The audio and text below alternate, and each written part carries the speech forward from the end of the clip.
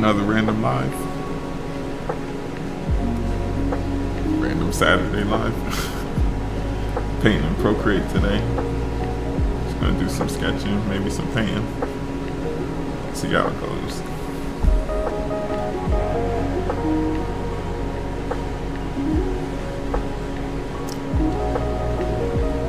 Hope you guys had a good week.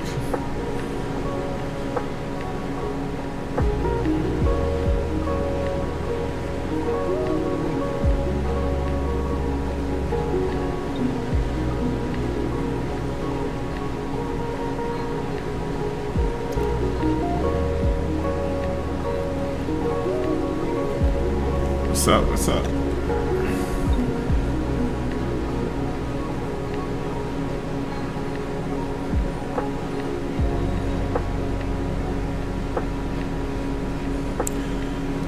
Morning. Been thinking of getting Procreate. Yeah, it's pretty cool. If you have an iPad already, it's cheap. It's only like $10, I think. I'm splitting the screen by streaming through streaming on the desktop. So the iPad is the iPad screen is being captured through a capture card, and then this is just a webcam.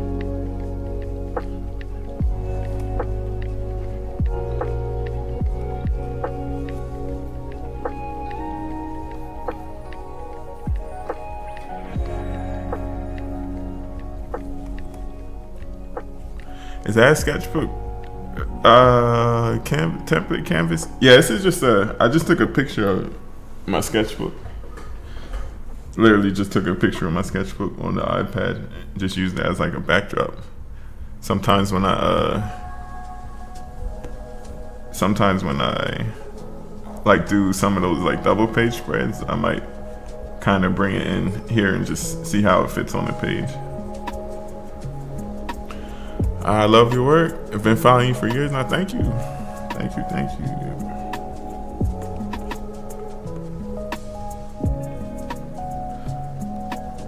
Hey, I love your art and style. How do you choose drawing subjects? Basically if I see something that I think looks cool, I try to draw it. Or lately these sketches have just kind of been part of some doodles. I did some doodles in my sketchbook, and then I liked how a couple of them looked. This is a page from my sketchbook that I just took a picture of. So I liked how, I don't know why I randomly drew like the horns and stuff, but I liked it. So then I just kind of brought it into iPad and then turned it into a layer, and then cleaned up the line work, and I might actually do a drawing with it. So another one I just did these that I'll probably end up posting at some point. But yeah, I drew like this set, and then it's just kind of expanding on that. Yeah, I don't know. But how do I what's my go-to brush set? My go-to brush is just the default HB fine, the default HB pencil, and then I use the default square brush. But lately I've been using these brushes from this artist called Richard Anderson. His name is Flat Traps on Instagram, and I've been just kind of testing out his brushes. I'm still not. I don't have a workflow with different brushes besides the default ones yet. So I'm still trying to figure out a process with those. But for the most part, I just kind of use the default brushes.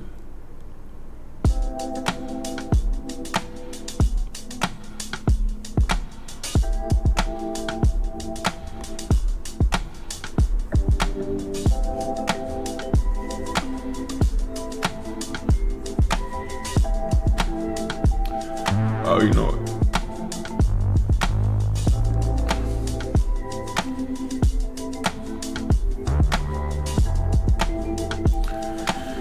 So how are you guys doing? Have a good week.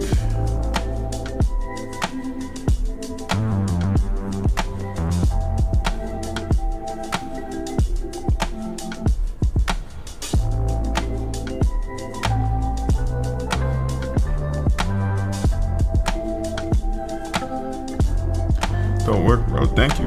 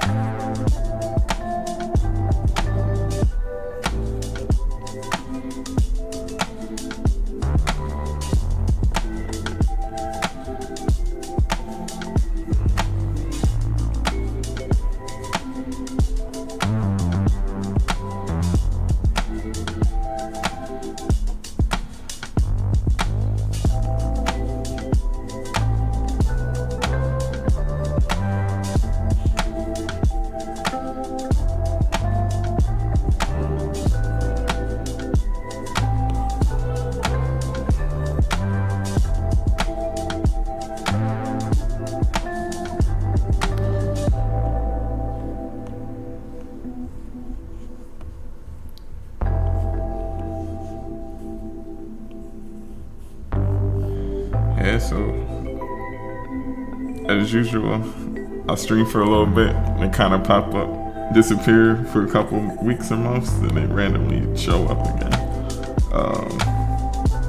So this is one of those random show up again times. But last time I stopped streaming was because it was too nice outside not to paint. It's great how sometimes erasing the line is as creative a stroke as making a line, don't you think? Yep. Erasing and using negative space and all that kind of stuff it's all the same.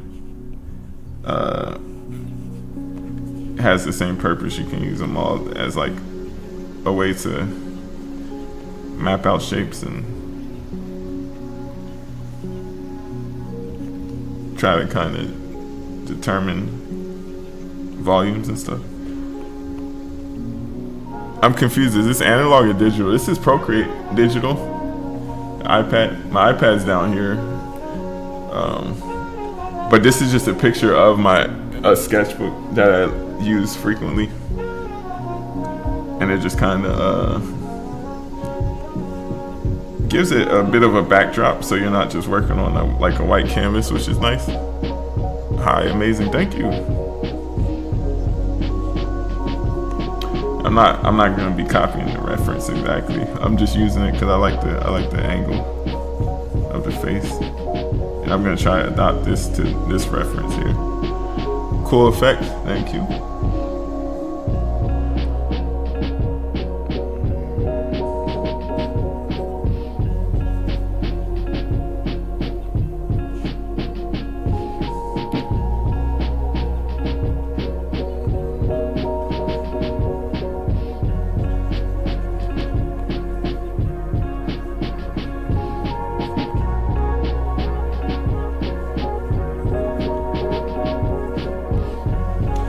I usually like to draw on paper a little bit better because I find my lines are more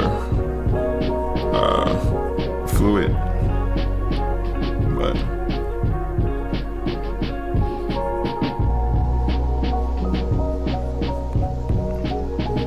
at least not start from scratch in the iPad.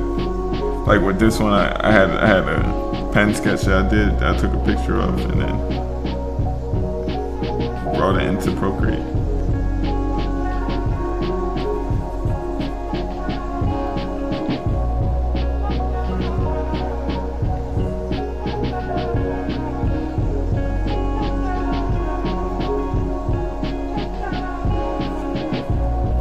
Do you do self-portraits from time to time? How do you feel when you do? Yeah, I do self-portraits every once in a while. They're fun. They're always lower pressure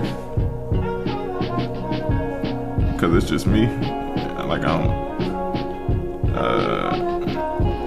don't care how it comes. It's a little easier to draw myself.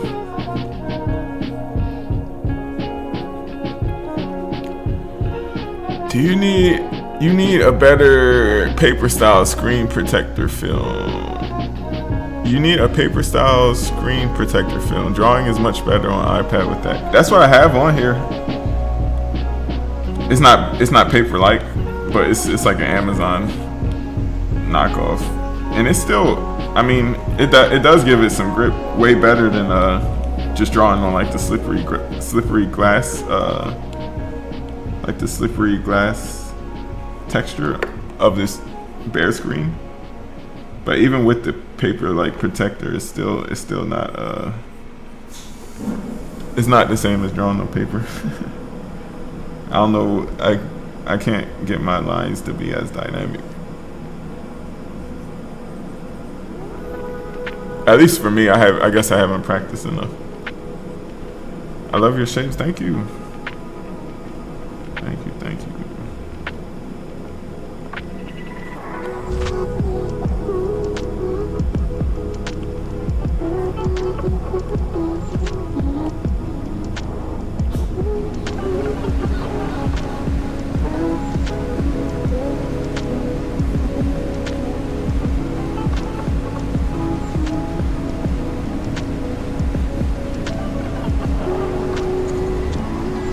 Paper rules.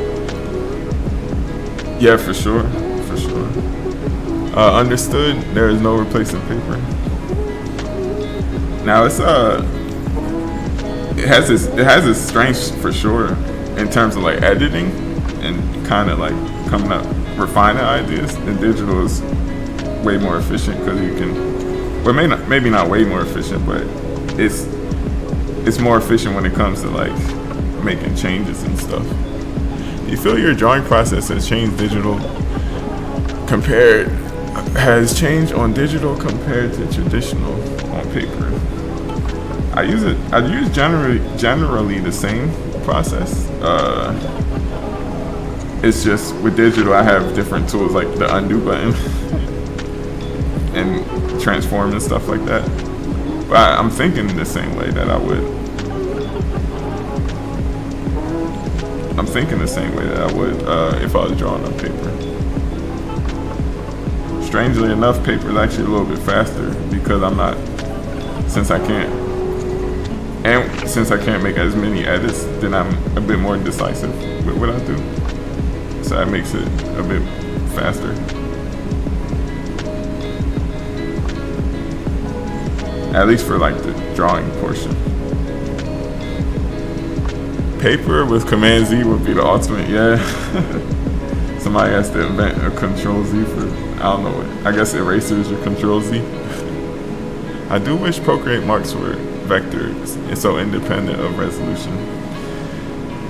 Yeah, I don't know. Is there a vector program for iPad? I'm not really sure. Like some kind of Illustrator-esque program, but for iPad.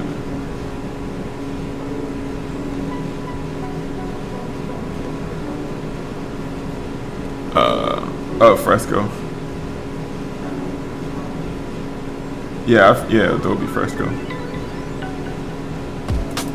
I haven't used Adobe Fresco.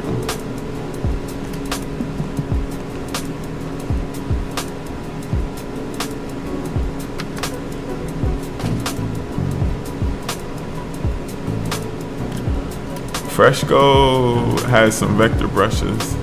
I tried to pinch. I can't tell you how many times I tried to pinch zoom in on my paper.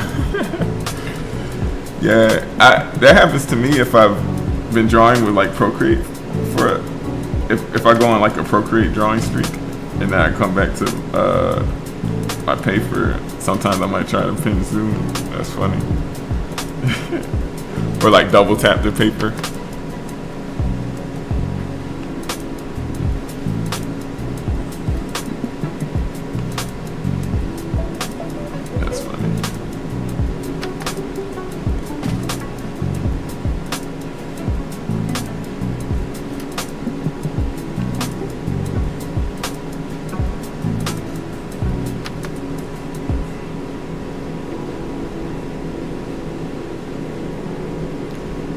Concept is good, thank you. Do you draw heavy models to heavy models. What's heavy models?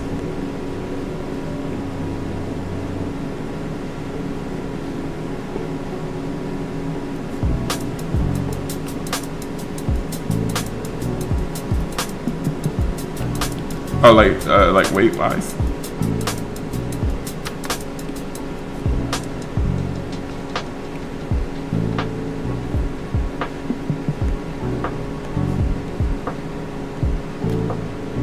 Full figured.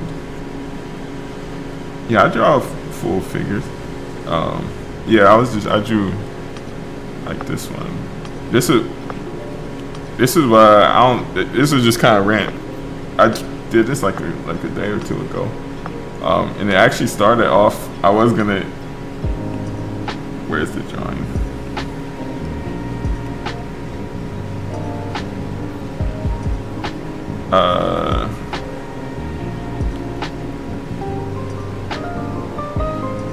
But yeah, I draw full figures. I don't know where I was going with that. How long did it take to finish a piece? Depends what it is. Something like this is gonna take a while because I don't really have. I'm not gonna do it. If I was just gonna copy this reference directly, then that would probably take like 2 hours maybe. But here I'm gonna switch some stuff up and just experiment with things. So I don't know how long it's gonna take. But just a regular photo study, that's like an hour and a half, 2 hours.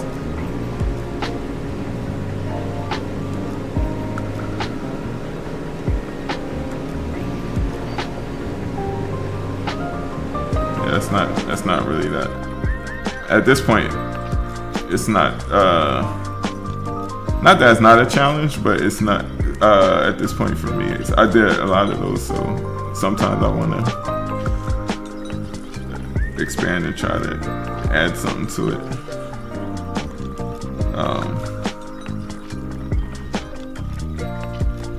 Which is a bit more fun for me at this point. Digital cool, yeah, digital today. Trying to think how this would.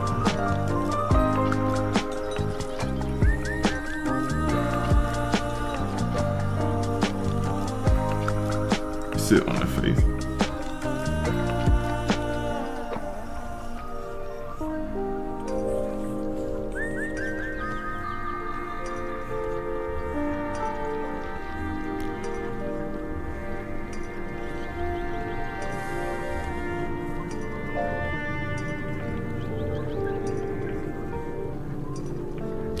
Do you have a drawing course like your gouache course? Not yet, but I'm working on something similar. It'll be like a sketching workshop. It'll be free. It'll be coming out early next spring or early next year. So yeah, that's coming. That'll be coming up.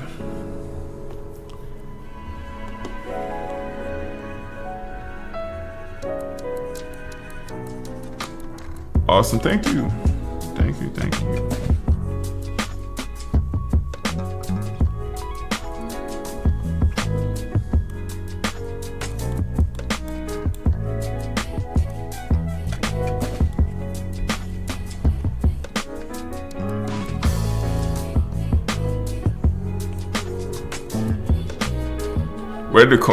Where'd the horn concept come from? I don't know. I was just doodling in my sketchbook, and like I was just kind of doodling, and I was just like the shape. I just randomly put the shape there, and I just kind of kept exploring, going with it, and then I ended up turning. I turned this one. I turned this one and this one into these drawings here. But yeah, I was just mindlessly I can't speak. I was just mindlessly doodling, and I kind of like the shapes of it, so I just kind of took in the iPad and then made these with it. And then now I'm just kind of So those initial sketches were all without reference, and now today I was just thinking of how to refine it, looking up some references, and I remembered that Loki had like these horns, so I'm gonna use those for like lighting reference. And yeah, just gonna kind of explore it a little bit more. But yeah, it was just a random. I don't know why. It's just I thought the shape would look cool, and then I liked it, so I just kind of stuck with it.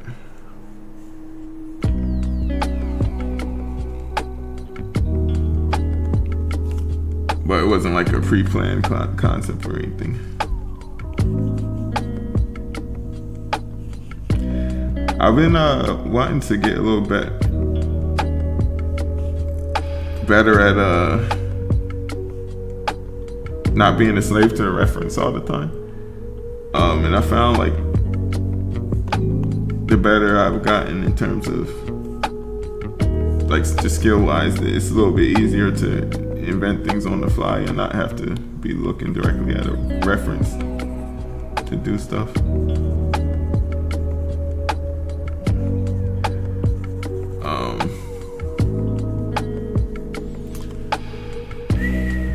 What app are you using? This is Procreate. The app I'm using to stream is called Streamlabs. I might take the strap away and just have it just like weirdly sitting, somehow adhering to the face without any explanation.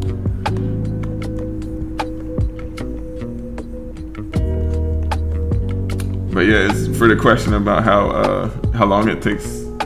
Yeah, like I was saying, with something like this, since it's just kind of inventing, so I'm playing with like kind of testing out stuff, and I'll go back and forth. So it usually takes a bit longer. Have you ever tried Art Studio Pro? No, I haven't tried Art Studio Pro. I don't ever use Procreate after picking up Art Studio Pro. Is it better? Is that much better? I might have to check it out. What do you like about it over Procreate?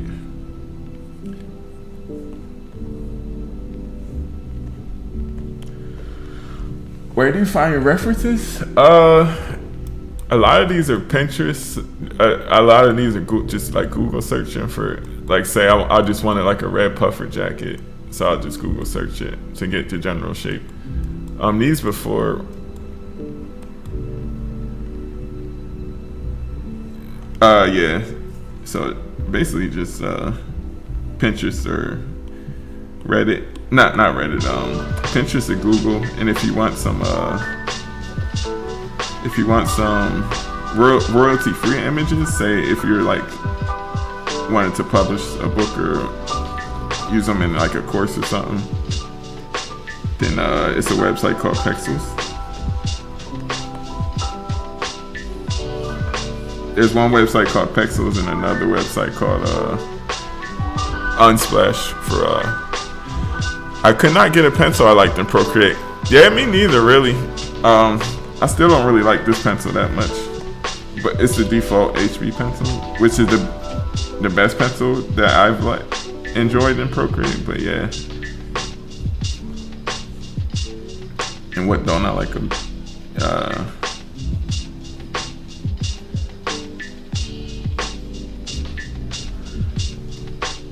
Hey, how did you come up with the digital notebook with the digital bulldog clamps? This is I just took a picture with my iPad of my sketchbook. So where is it? Yeah, this sketchbook here. I just opened it. I just opened it to a blank page. Took a picture of it under some decent lighting. And yeah, I use it as a backdrop. Because the reason I did that is because sometimes when I do like these double page, these like this for instance, this was this initial sketch was here. I can show you the initial sketch, which is just a super tiny. It's actually real small. Well, it's not that small, but it's like this drawing. And I wanted to see how it would fit on like the page, so I scanned it. I just took a picture of it and then put it like transposed it on the page, and I made this painting out of it. So I do that a lot of times if I want to just like kind of plan how something would fit on the page. Nice studio you have there. Thank you. I really appreciate your work. Thank you. Art Studio Pro is a step up. It's also a one-time payment on Art Studio Pro. $30 for it. I'm gonna have to check it out. Yeah, I gotta check it out. See what cause it's weird. I actually haven't heard it. I haven't heard of Art Studio Pro. What do you so you said the pencil in Art Studio Pro is a little bit better?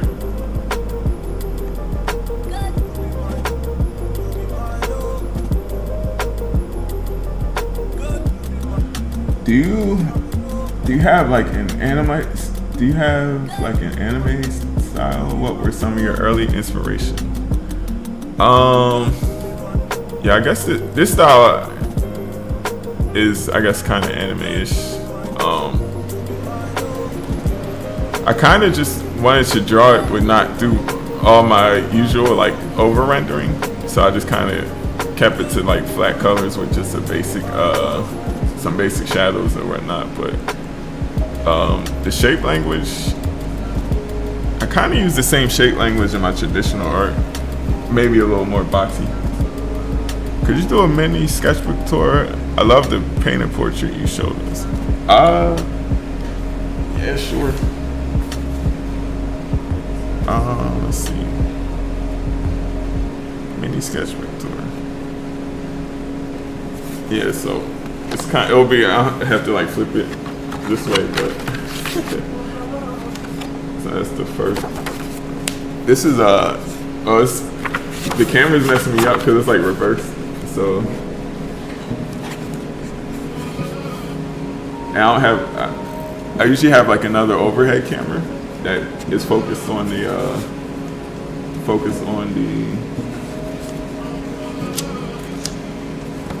like yeah, it's mirrored. The image I'm looking at is mirrored, so it's like throwing me off a little bit. But yeah, I kind of skip past it a little bit. But yeah, these are all just painted in gouache and acrylic gouache. A couple of thumbnails. A painting that I haven't done yet. A random eye. That was for like a workshop I did. This Neo painting. That one. This one. And then this is the last one.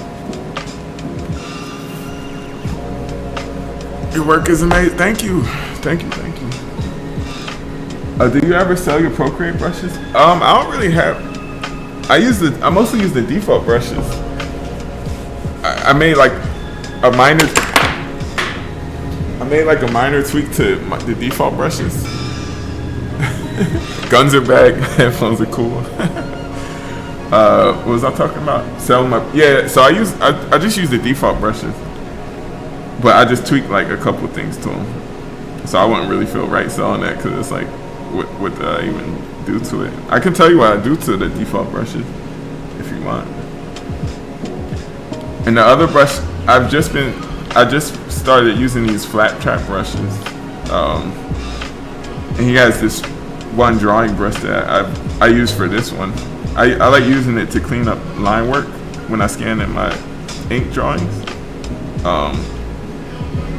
So that's just like the flat trap drawing brush, but yeah, for the most part, I use the HB pencil from Procreate. Do you dabble in imaginative drawing in some of your work? Yeah, these are imaginative. Like this was no reference. These were no reference. These here were no reference. That's why random horns came in.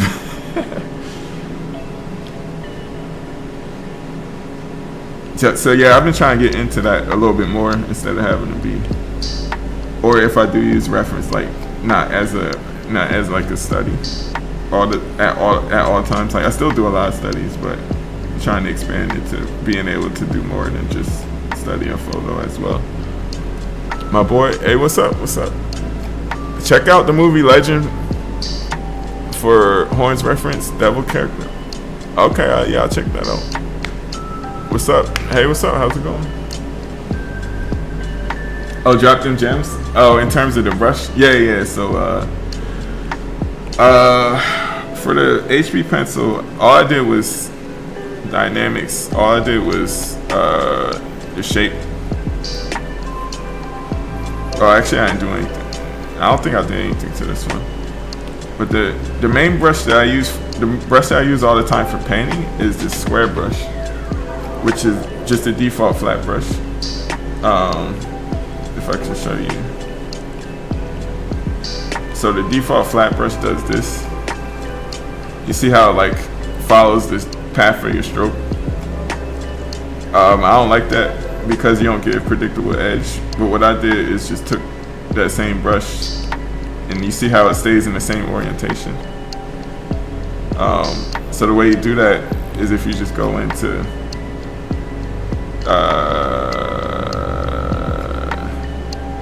shape.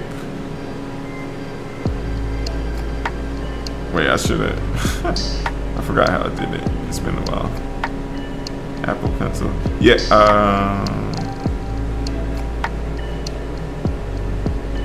Dynamic shape. Yeah, shape. And then you turn rotation off here. So you set rotation to 0 so it stays in place. And then the other thing, if you go to here, instead of it being a rectangle, I just made it a square. And that's literally it. That's all I did to my painting brush. So like, yeah, I wouldn't sell that because like you could do this in like 2 minutes, not even. Is that iPad or Wacom? This is iPad. It's an iPad.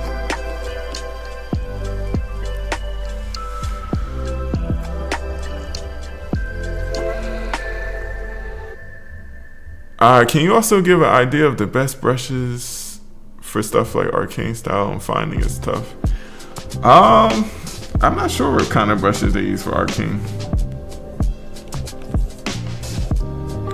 I think it's more of the arcane look is more of like a geometric shape, which is actually something that I do kind of naturally. So sometimes people say my stuff looks like arcane.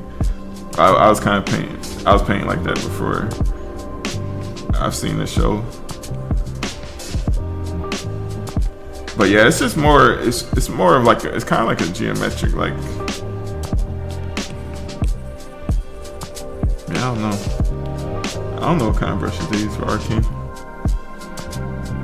You can get them with probably default brushes, to be honest.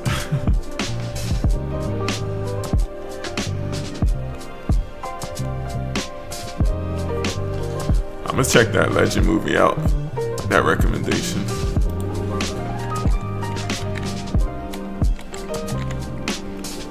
For some horns.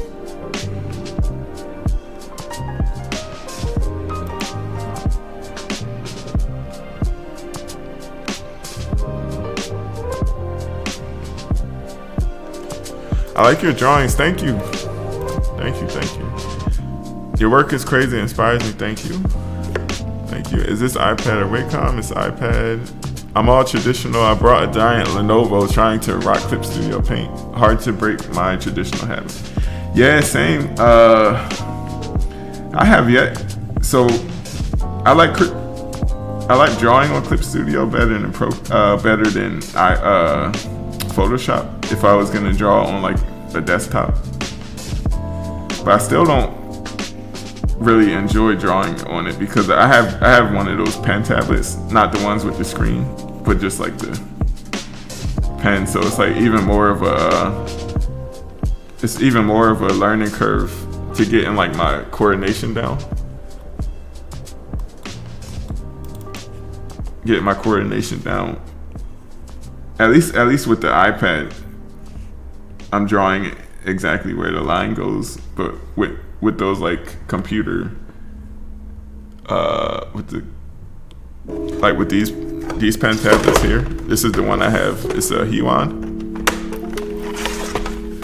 Yeah, I have this one, but it's no screen, so like you're like drawing, and it's, I don't know, it's not like a direct 1-to-1 ratio, and it throws me off. Brushes is a rabbit hole. Best to just draw. Yeah, I agree. That's what made me finally get over the learning curve of digital, was when I stopped trying to look at all brushes and I just went to default brushes, so that I could at least just get some mileage in. And then from there, once I have mileage in using a program, then I know kind of what I'm looking for. And at that point, then I can try to either make my own brushes or look for brushes that have the properties that I want. But yeah, in the beginning, it was just so many infinite possibilities and options that I was like kind of stuck and frozen. So like, I just tried to make it as simple as possible. Use the default brushes, minimize the amount of layers that I use, minimize the amount of colors, at least at first. So I kind of looked up, it's called a hexadecimal code, and you can look it up for traditional pigments. So I basically tried to find all the colors that I use all the colors that I use in traditional, and make like a palette out of it. So that's what all these are. These are like, oh yeah, that palette down here are like the colors that kind of mimic some of the colors I use in traditional paint. And that at least that shows me where they are in like the color wheels, so then I can like adjust. Like this is yellow ochre, this is Naples yellow, this is, I think that's alizarin crimson, this is like burnt umber. So stuff like that. So now when I'm thinking of how I'm mixing the paint, how I would mix the paint with pigment, I would say, all right, I would use burnt umber and then add some white. So I would go here, and then this is like the equivalent of adding white, and then not, it's not exactly, but it's just a way that helped me think about it when I was trying to learn digital. Yeah. I found a new Procreate streamer. Hey, how's it going? Welcome. When I was in grade school, I would draw Playboy bunnies, and the teacher confiscated one from my locker. Later, I saw it pinned up in his office. That's hilarious. He wanted to keep it for himself, I guess. Or he was admiring like your impressive art skills. That's funny.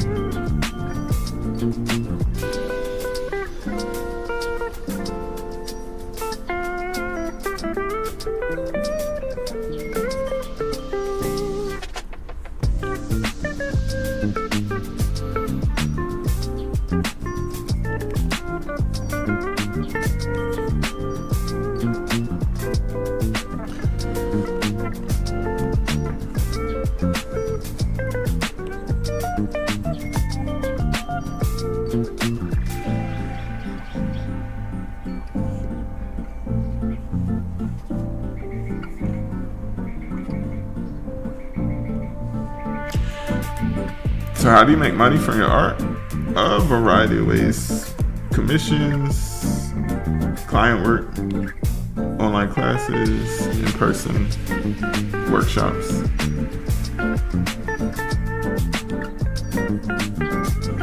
Art sales. It's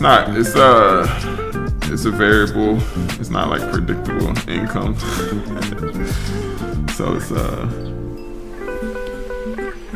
when it's slow times, it can be stressful. When it's busy times, it can be stressful too, because you want to take everything in case you don't know if it's gonna be a slow time. So.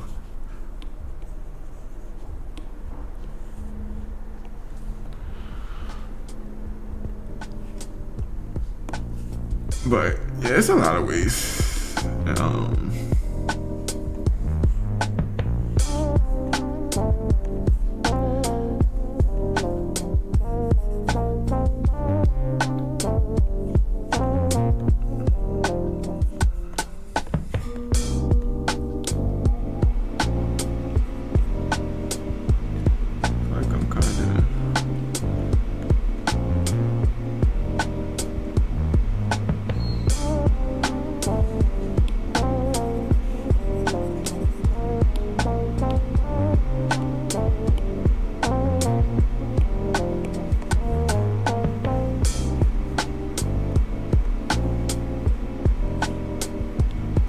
I've been a freelancer for 40 years. You get used to the ebb and flow of cash. Okay. Nice. Yeah, because I guess I've been doing it only for 4 years now, 3 years, 4 years. And I mean, before I was in grad school and I got like a stipend every month. So I was like, every month I knew I had at least something coming. That's cool though. Yeah, 40 years. So, what's your main service you provide as a freelancer?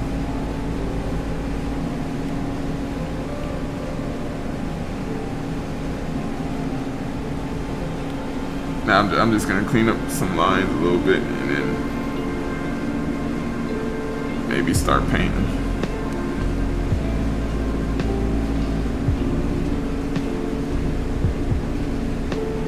Have you done animation projects? No, I haven't.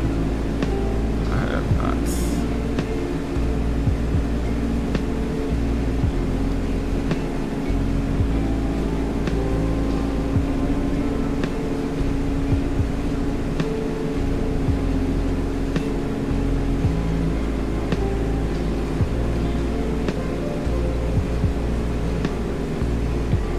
I'm a photographer who just got back into drawing. Nice.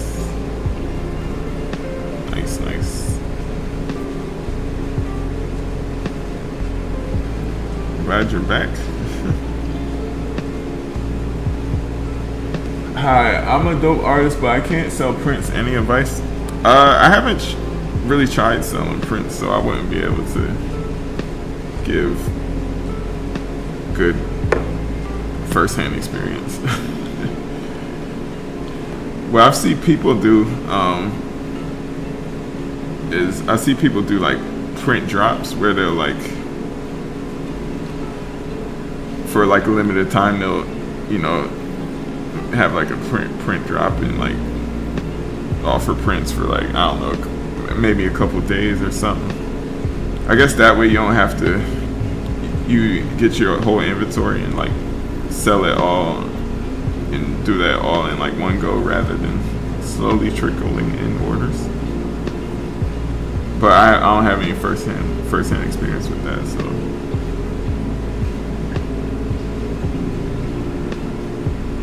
I've been thinking about trying it. That's another reason why I wanted to kind of get into more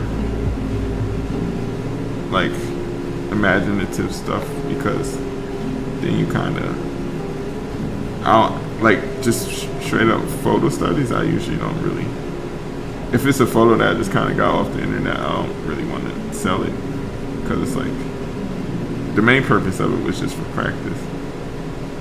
But you never know, like copyright and stuff.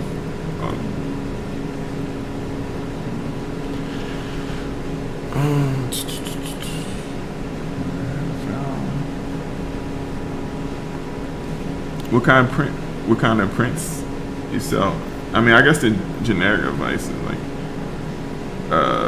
at least having an audience, like, trying to build an audience of people that would want those prints would be useful, but that's not really groundbreaking advice.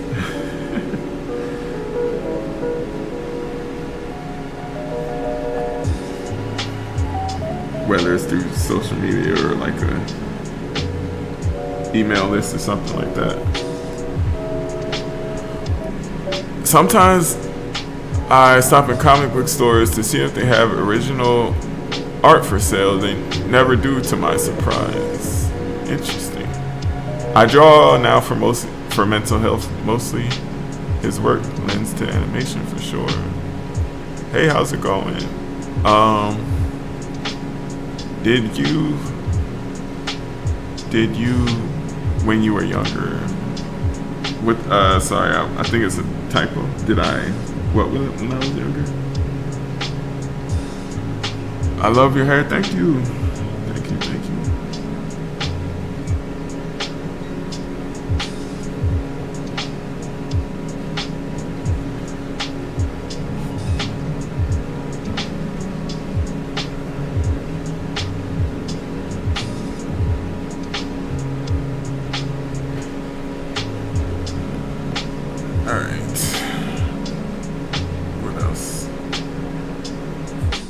Like if it was another braid, it would be like right here, but I don't want to take away from the shape because I like the shape. I don't want to cover that up, so I could make the braid shorter so it kind of hangs.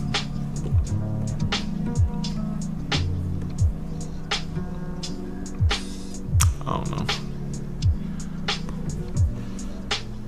The nice thing about digital, it's easy to test things out.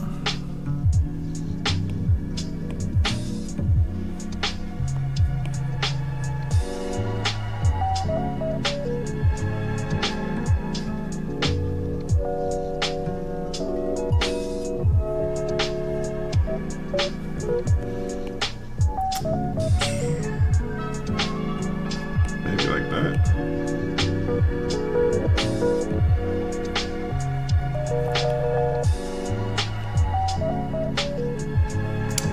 Yeah, I don't want to cover that shoulder shape. Whose art do you study or get inspired by?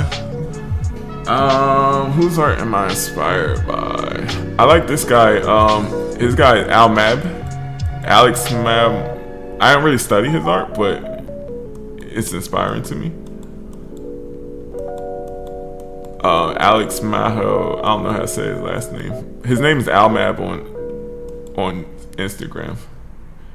When I was kind of sketching, I remember some of his art, and I was like, I'll bring it up. I like Almab. I like this artist called Andrew Hem. Is one of my favorite.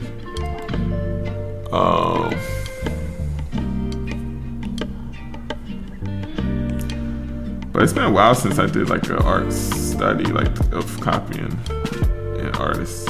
I think the last one I did is an artist called Welby Art. Where am I at? This is I'm in a live workspace, so it's like an apartment with a studio. It's like just a big, like a kind of open studio space with a little separate bedroom area. So I guess it's technically my living room or studio. I use it as a studio. What are you using? I am new here. This is Procreate on the iPad. If I put that there, I don't really like it.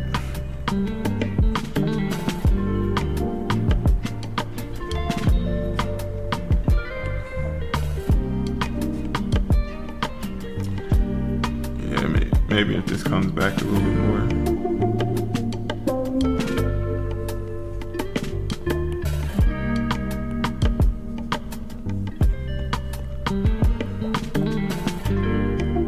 Sorry, I meant what city? Oh, I'm in Pawtucket.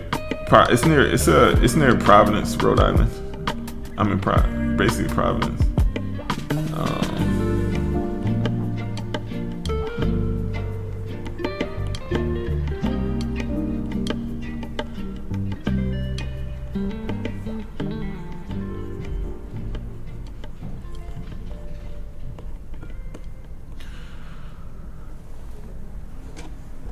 How long do you find your drawing style?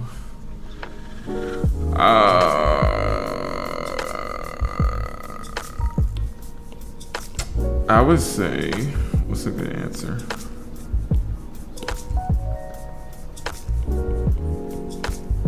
It's something that I didn't intentionally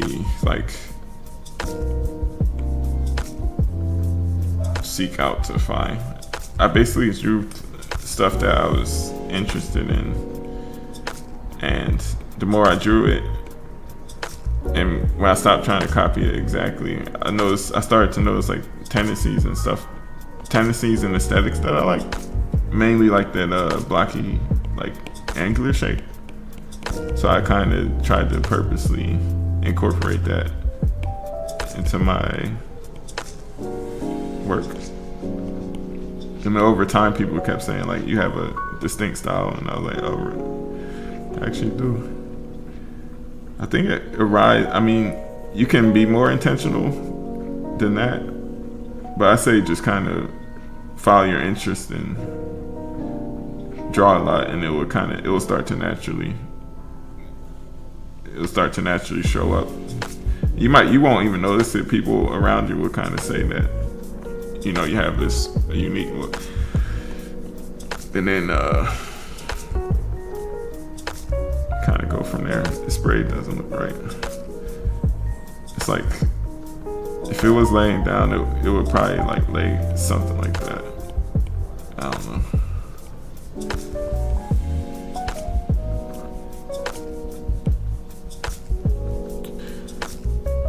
Could you put this tutorial live replay? Yeah, I'll put it in there live. I try to save them all. They're live replays. They'll definitely be saved on YouTube, but sometimes Instagram, depending on if a copyrighted song gets played, sometimes it might take it down. It happens maybe once every, once every 3 or 4 streams, where sometimes Instagram just takes the live replay down, but it'll be on my YouTube though.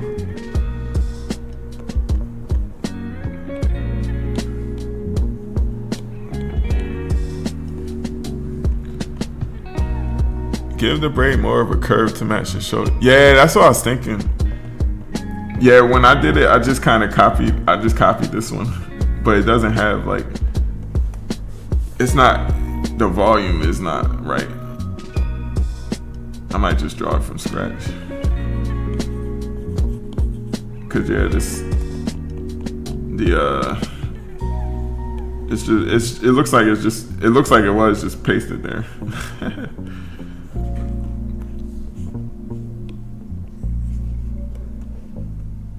Yeah, it was a good call though.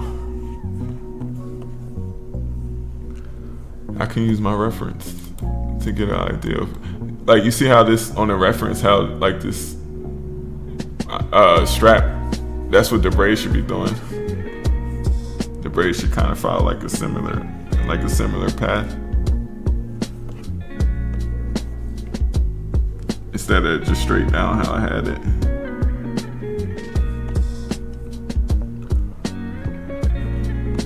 My main thing, I wonder, I don't want to cover that shape, but I might have to for it to make sense. I'll switch back to this pencil. Is the iPad your only screen you have to draw on? Yeah, it's the only screen tablet I have. The other I have this Huon tablet. It's just one of those pen tablets, so it's no screen. And I haven't used this enough to get proficient with it. What's the hardest thing What's the hardest thing you draw? You pop up on my Instagram page. Hey, what is the hardest thing you draw? You pop up on my Instagram page. The hardest thing I draw. What's the hardest thing I draw?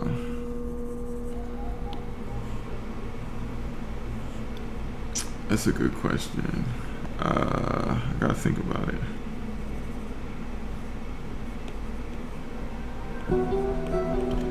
I'd say I probably could practice like strict perspective a little bit more. 'Cause I know, well, one thing that helps, like I like to go plein air painting, and a lot of that perspective is from kind of trying to match what I see, and that actually helped me a lot. But before that, I could never just get myself to sit and focus and study like study like photos of places.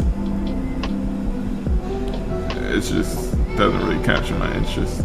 But if I'm actually in a place in person to paint it out in person, then I could do that all day. But I don't think I even answered your question. How'd you get into gouache? I saw a couple. I saw James Gurney doing it. I saw this artist called Minnie Small doing it. Another artist called Jared Cullum on YouTube. This was like back in 2018, 2017. I started off with watercolor, and then I tried gouache after that, because it was kind of like a natural progression.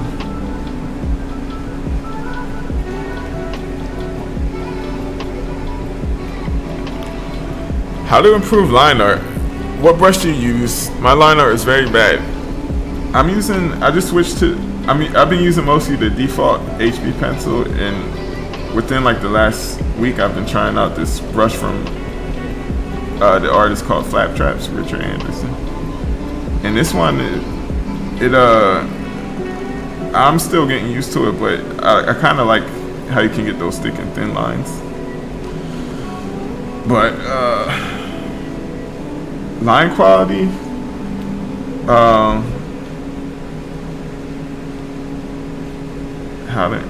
the best way that I found to improve my line quality was drawing with pen on paper.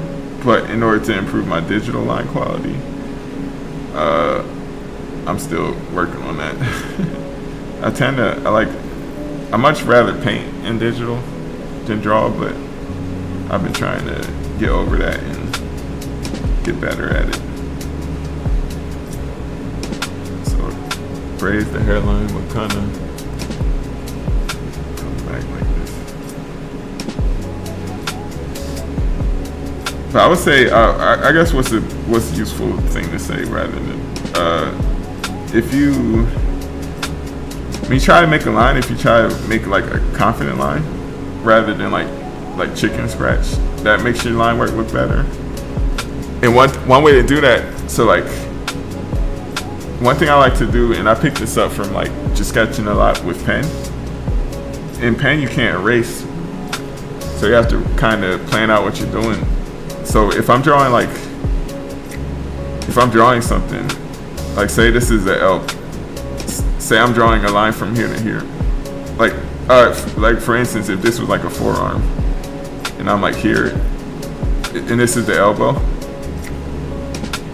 then when I'm looking at the reference of the model, if it's like a life drawing class, then I'll have the elbow and I'll try to like see how far the wrist is. Like just pick a reference point and I pick the wrist, and now I have a point to aim at, and then from there you can just do like one smooth line rather than trying to like do chicken scratch. That makes your line look a little bit smoother, and it feels like a hand. Then you can like, that's a bad hand, but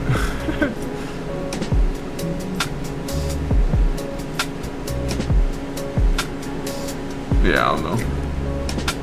But yeah, I guess the general gist is, if you put like a dot to where you're trying to go, you give yourself a target, and then you can kind of aim for the target and get like a nice smooth line, rather than trying to like search for the line by doing chicken scratch. I don't know if that was helpful. Let me know. Hands are the hardest thing to draw for me. Hands, I just break it up into a pentagon shape. The top of the pentagon is the knuckle for the middle finger, and then like this wedge shape for the thumb, and then you can just like draw the fingers. A cheap like trick is to group 2 fingers together. But don't do that for all your hands, because then they you know,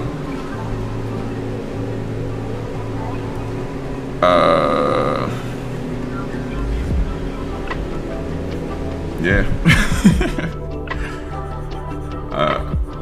If this is your first time to stream, I lose my train of thought a lot, so. But yeah, I don't know if that was a good demo. James is so cool. Yeah, he's crazy. Like the stuff he does, and he'll say like, look up, and it'll be like 45 minutes, and he has like a fully rendered scene, like plein air scene. It's just ridiculous.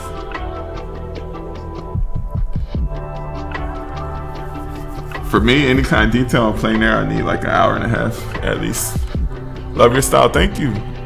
Do you ever do abstract work? Not really. Abstract work, I mean, so abstract, I'll make like the background. I might make the background abstract, but I kind of like representational work a little bit better.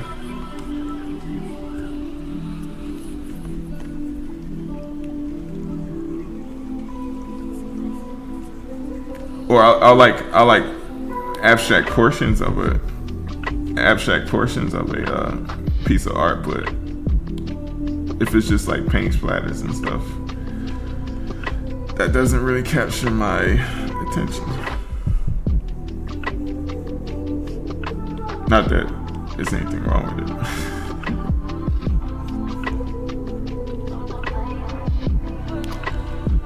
it. Ink brush pens are fun. Tombos, I have to try them out. I mean, I do have some brush pens. I haven't used them enough to find a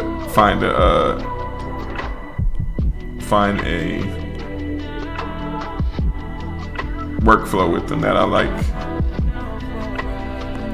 My favorite type of pen right now is just a like ballpoint pen, like the regular big ballpoint pens. Those are my favorite, because they're even though they're permanent, you can use them kind of like you can use them. You have a lot of flexibility when it comes to like the line weights you can get.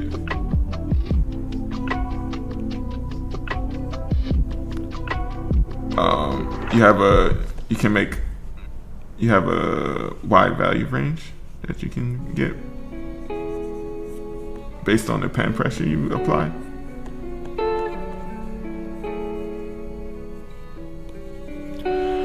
Good night. I like your art. Thank you.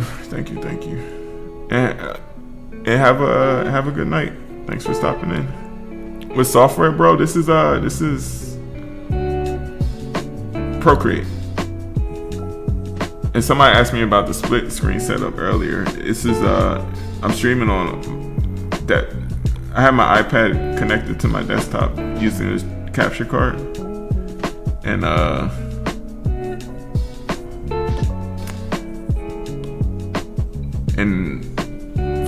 camera is just a webcam. Will you do like a Procreate course? I would love to learn. I draw really well, but never tried on a computer before. Yeah, the hardest part about the and to answer your question, yeah, I definitely want to do one. Yeah, it's definitely on a list of things to do. I would say the biggest thing, because that was me. I was literally in the same boat. If you can, the hardest thing is finding like some way to be able to translate your traditional skills and just have it feel at least like comparable.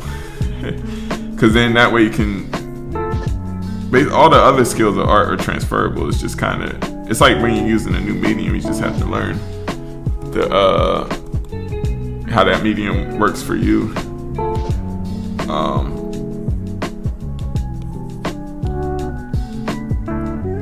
And a workflow that works for you. But I would say for you, if you can find a way to simplify it as much as possible. So just in the beginning, don't worry about a whole bunch of brushes and textures and effects and stuff. Just find a brush that you can get line work that you like, and that you can get paint strokes that you like, as simple as possible, and start there to get the mileage, and then you'll start to know kind of what you're looking for the further you get. But yeah, it's not fun in the beginning. Especially when like you know what you're doing in terms of like if it was drawing on paper, but not being able to get the same results is like super frustrating at first. But like any other new medium, it's just a learning curve. That's great advice. Thank you. Yeah, I feel like that's the thing and for like any medium, honestly. When I started gouache, I just started with a few colors. It's like a limited palette, just to lower the complexity, because it's already complex enough learning a new skill.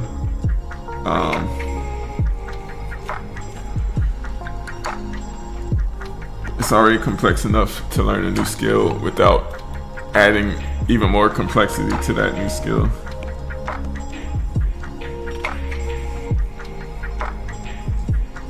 So if you can like lower the amount of variables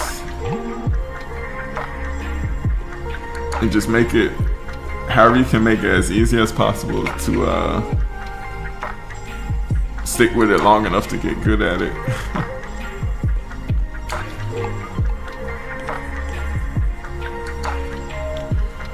That's great advice. Thank you. Fantastic work, my bro. Thank you. What, your drawing looks great. I would tuck the tip of the left braid behind it. Yeah, that's a good idea. That's a good idea. Because it just kind of looks like it's floating. And that would give it some overlap. Because I was thinking something looks kind of off about it. I don't know what it is.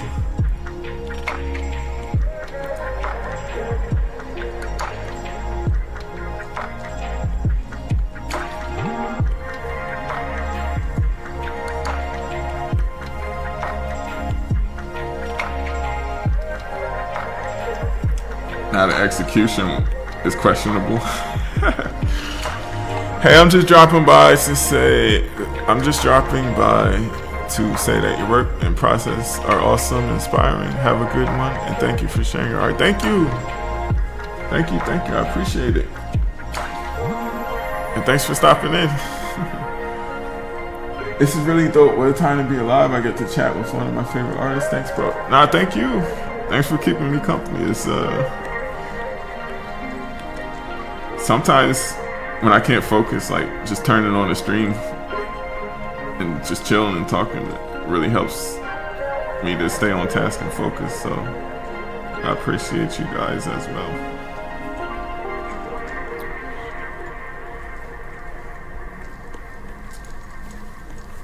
Yeah, how can I make this? Maybe I should. That's the only thing about doing everything in one layer. I'm trying to. I had the shape I liked it before, but I erased it.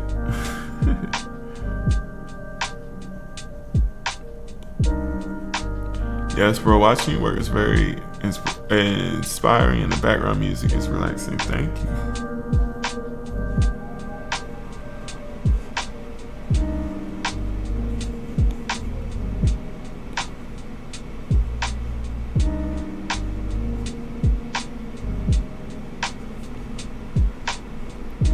Now it looks, maybe I can just make this one longer again.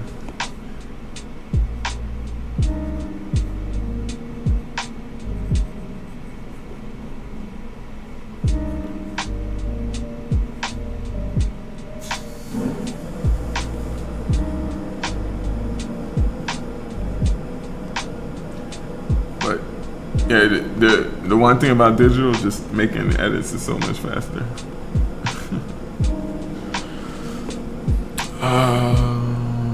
Love this. Thank you. Thank you. Thank you.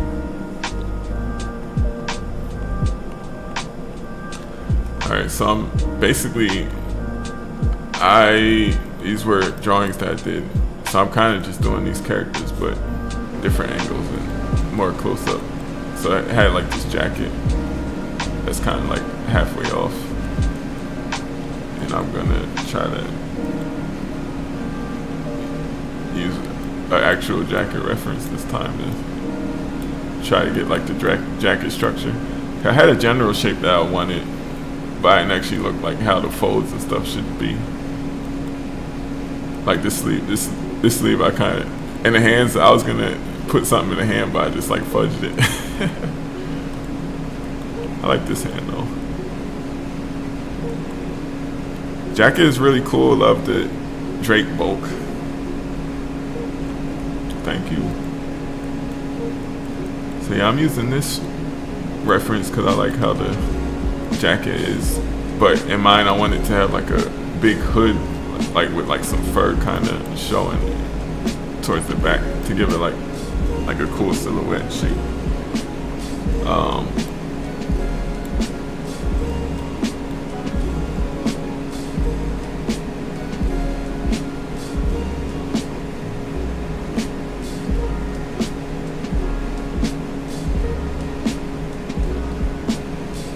That's dope. Thank you. Thank you. Thank you.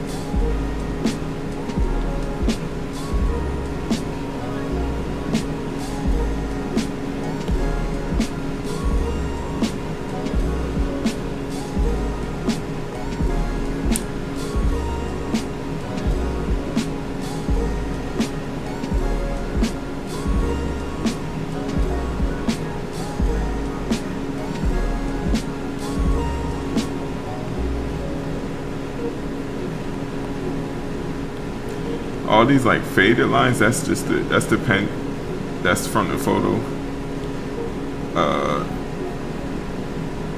that I use here. Where is it?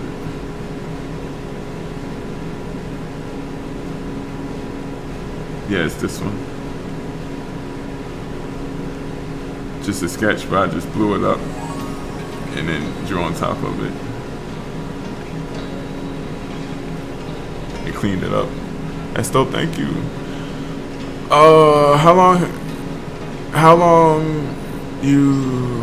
How long you being okay? Good. I will check out your YouTube.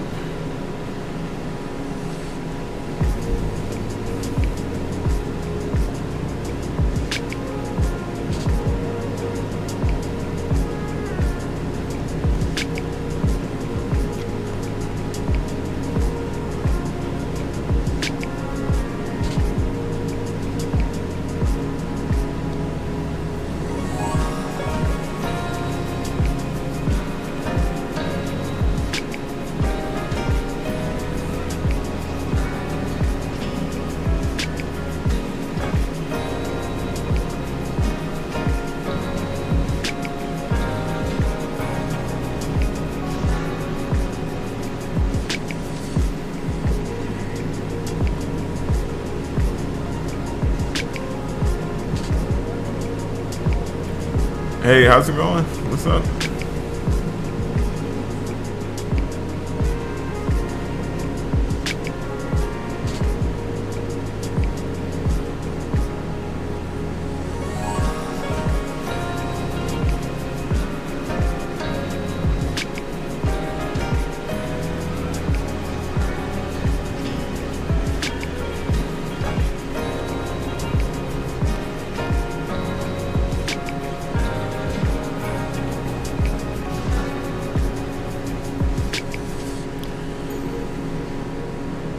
Hey, cutie, keep up the great work. Your stuff is fire. Thank you. Appreciate it. Appreciate it.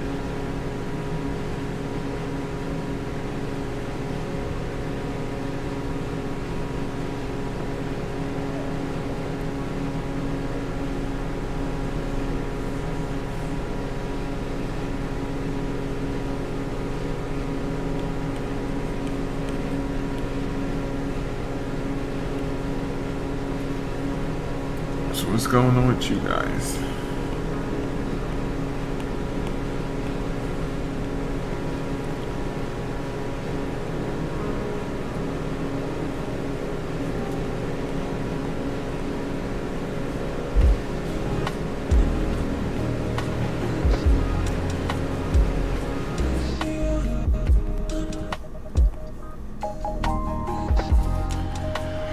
Alright, I'm starting. I might start painting.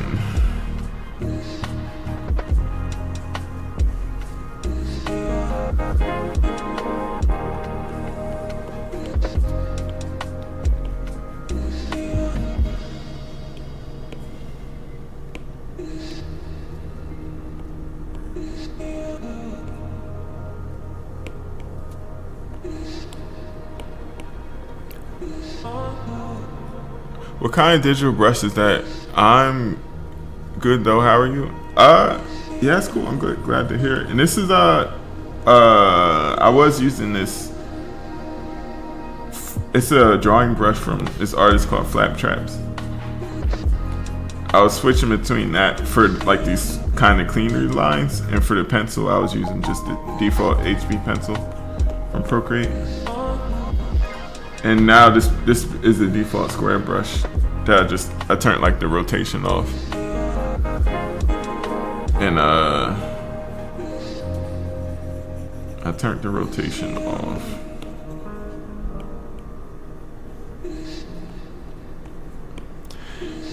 The ending of my 2024 has been a wild roller coaster.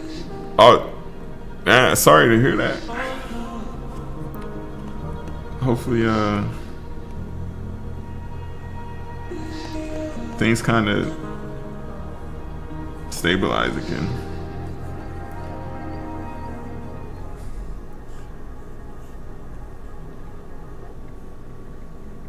Yeah, I definitely feel you though.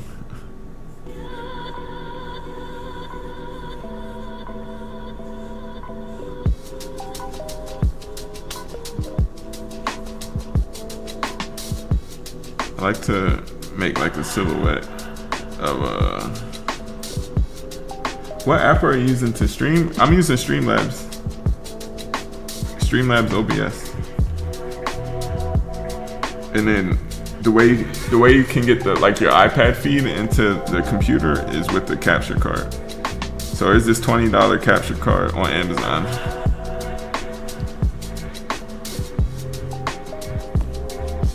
That you just need an HDMI and you plug that to the capture card, and then you plug the capture card into your iPad, and then it mirrors your screen. And then all the like elements and stuff, you just assemble those through. You can just like put different windows and stuff on the stream.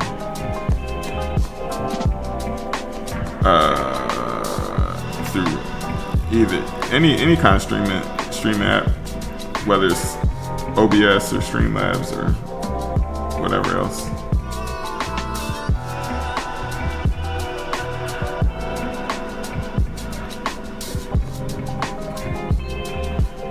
I got you. Thanks. No problem. I came in late. Are you referencing something you are? Yeah. This is something I already drew. This one was drawn, and then I'm just kind of doing more, kind of expanding on it, but this time kind of looking at more references and trying to get stuff. Cause this one is kind of some stuff is, I don't know. Since it was far away, you can get away with like fudging some stuff, but if you're gonna do a close up, you might need a little bit more references.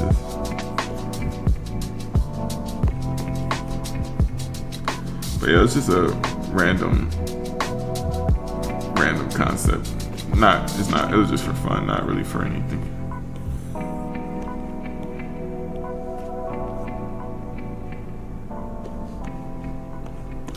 I'm just making a silhouette so I can paint inside of it without going outside of the lines.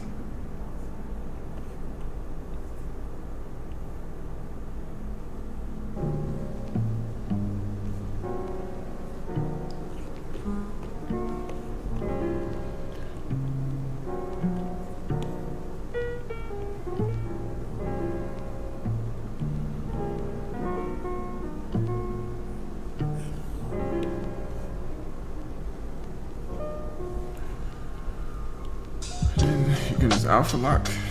And now you have a silhouette.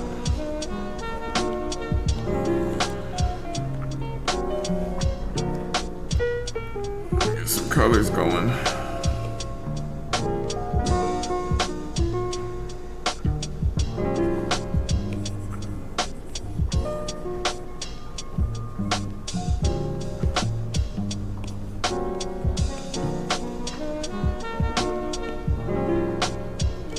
Get some color hue shifts, just something I can work with. You can start shaping everything later, but let's get something down to work with.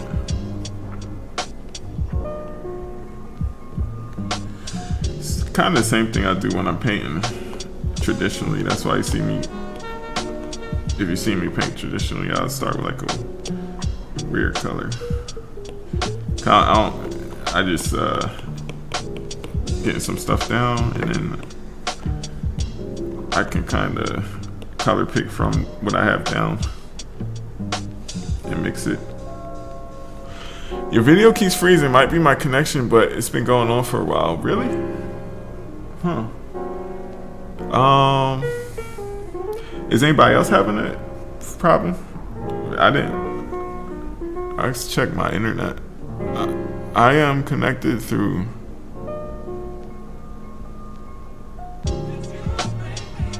Ethernet.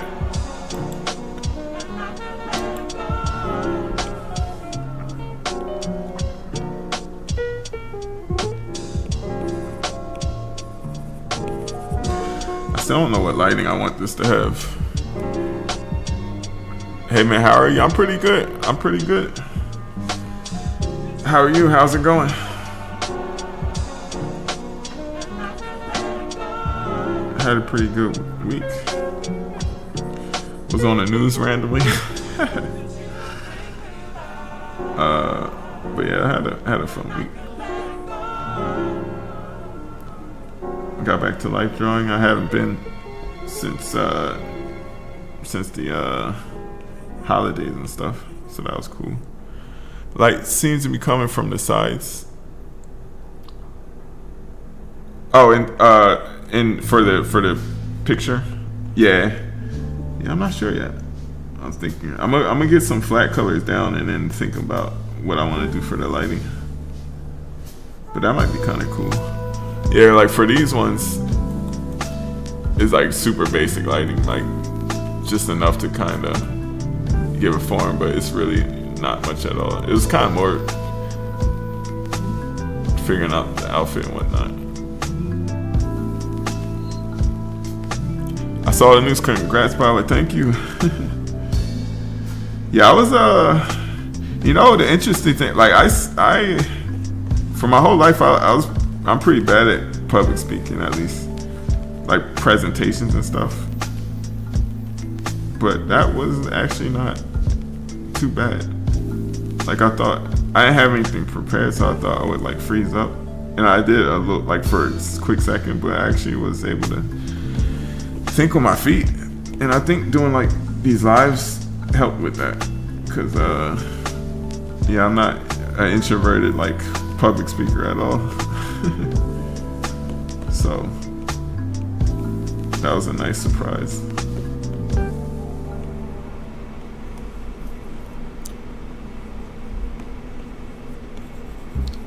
But thank you.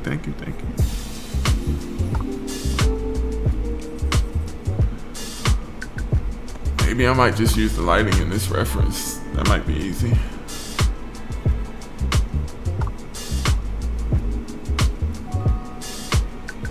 At some point, I'm gonna separate these elements out so that I don't have to keep repainting over things. So like I'll make the mask a different layer, make the clothes a different layer.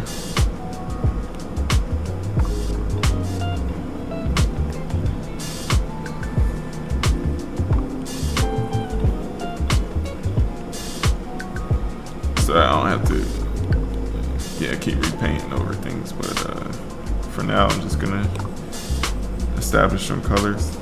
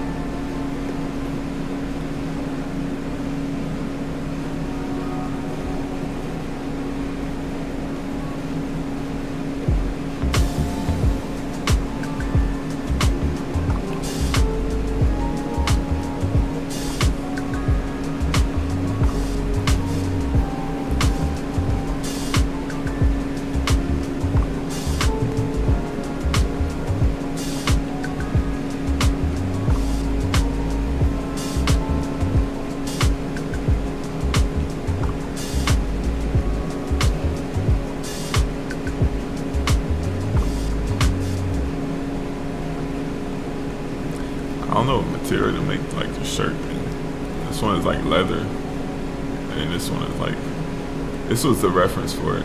I don't know what that material is. It's like a matte material.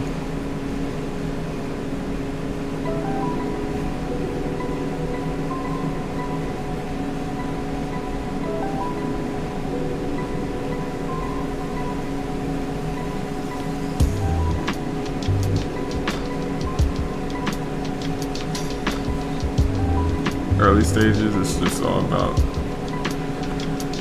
getting some colors down that I can work with, color variations. Start modeling things out a little bit later.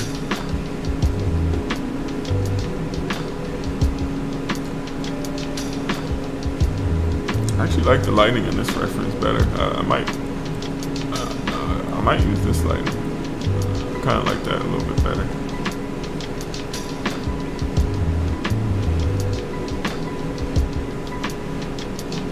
Make it bluer.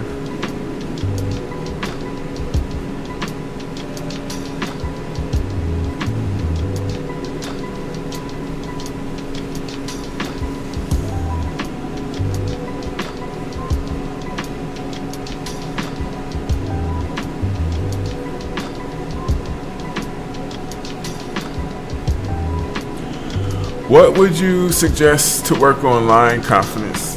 Line confidence, I would suggest working traditionally with pen, and just work traditionally with pen, ballpoint pen, and just do like studies of. What actually helped me a lot was in-person figure drawing, or in-person whatever. It doesn't have to be figure drawing. It could be just plein air painting of just drawing in-person stuff. Improves your line, improves your observation ability a little bit better than photos, because you're actually the one doing all of the what's the word? You're doing all of the photos are like curated for you. What I mean by that is like the photo does the work of compressing the 3D world into a 2D picture. When you're in person, you have to do that yourself, and it's kind of hard to do at first. But there's a couple things you can do to like help you. I would say that's kind of what gave me the biggest improvement in my confidence in drawing ability. But photos helps a lot too, because that's what I started with.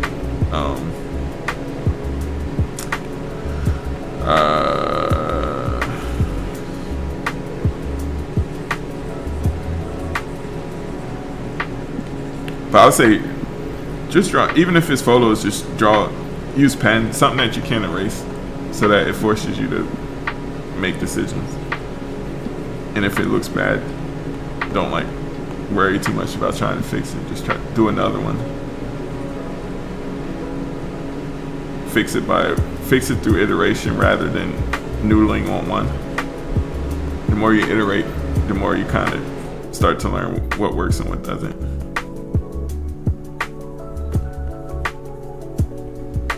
In person, the initial interpretation of figures is up to you. Yep, exactly.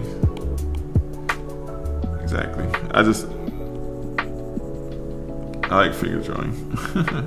And I actually live right upstairs from one. So it's real convenient.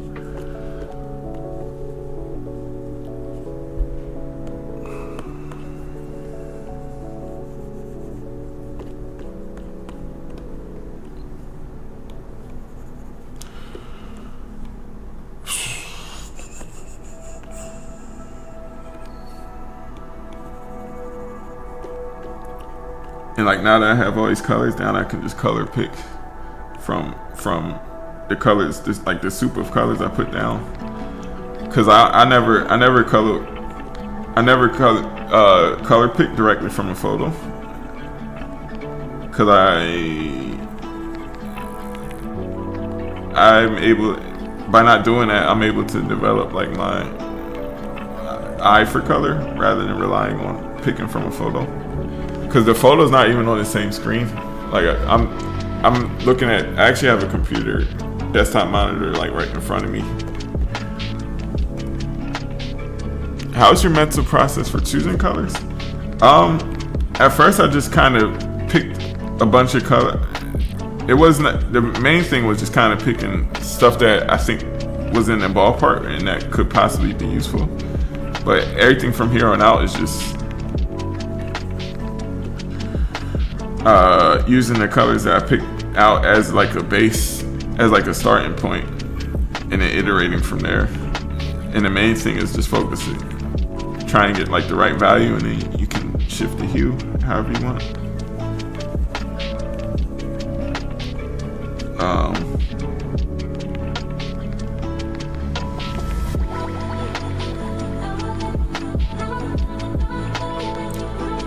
If that was helpful, let me know. If more elaboration is required, let me know as well. Either way.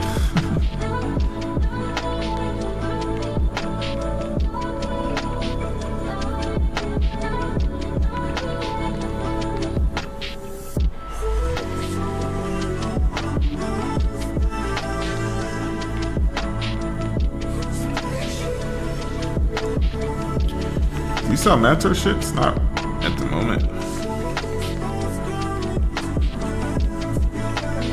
Not a bad idea though.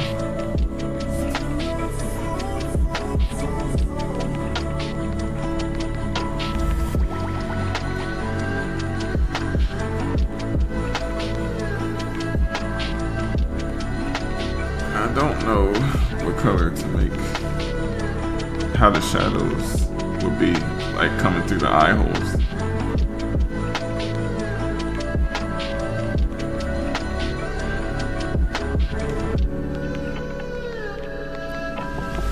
Okay, so you think of value more than color? Yeah, for sure. The value is, I am thinking of value more than color itself. For the color, I'm more interested in like temperature, like color temperature and variations, rather than like, oh, I'm looking for a specific red. Like, I'm thinking of color generally and value a bit more specifically. Like, at no point that am I thinking I need like to have this exact color. At least not right now. I'm kind of more thinking of like, how does this color look like next to this color, if that makes sense. Like, I'm looking at the relative colors rather than that, like the absolute hue.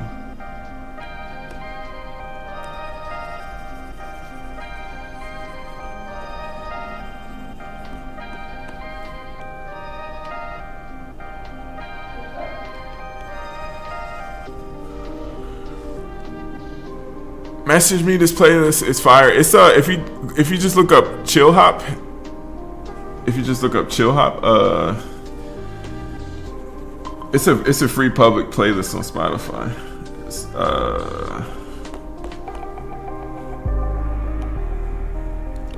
Chill Hop, CHILLHOP.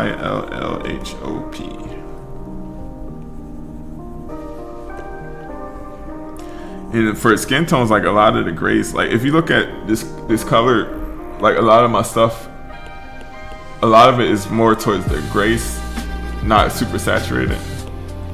Like the most saturated it seems to be getting in like the shadows. I've been using like kind of the most saturation, but a lot of the lights, a lot of them are more towards the grays, and the grays kind of tied together a little bit easier. That's great advice. Thank you. Thank you. Thank you.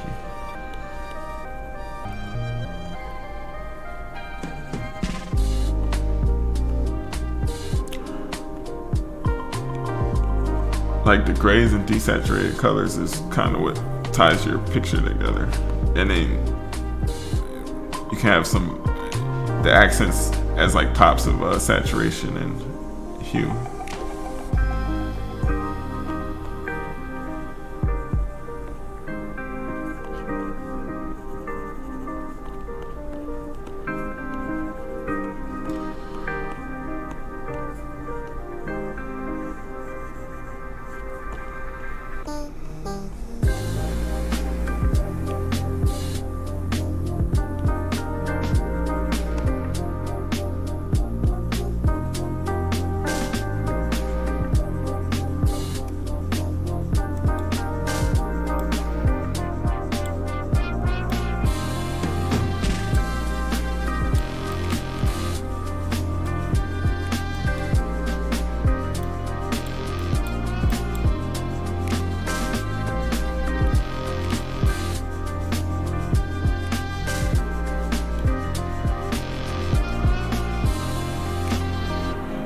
Can you repeat that, please? I missed it. What was it? I forgot what I was even talking about.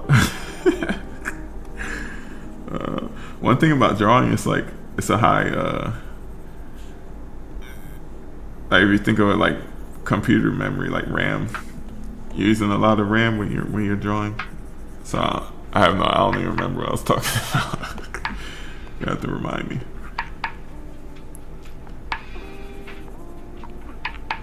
Like I'm doing a lot of processing in terms of like thinking about colors and stuff.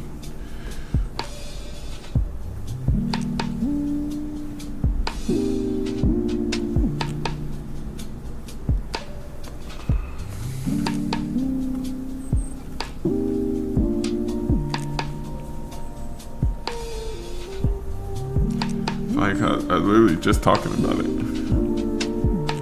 Whatever it was. Oh, the playlist. Oh, it's a Chill Hop. I'll type it in the chat.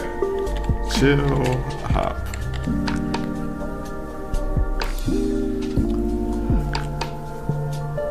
Don't worry about it, bro. I understand. Oh wait, you weren't asking. Wait, maybe I can. If you just remind me what the general topic was, and I'm sure I'll be able to remember it. The other thing, I'm not looking at usernames either, as I'm quickly reading the comments, so I can't don't remember exactly.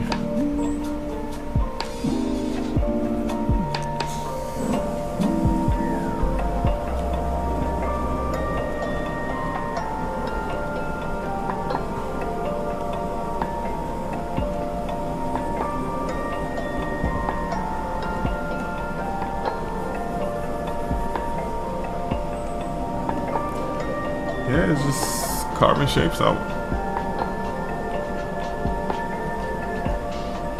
Carving shapes.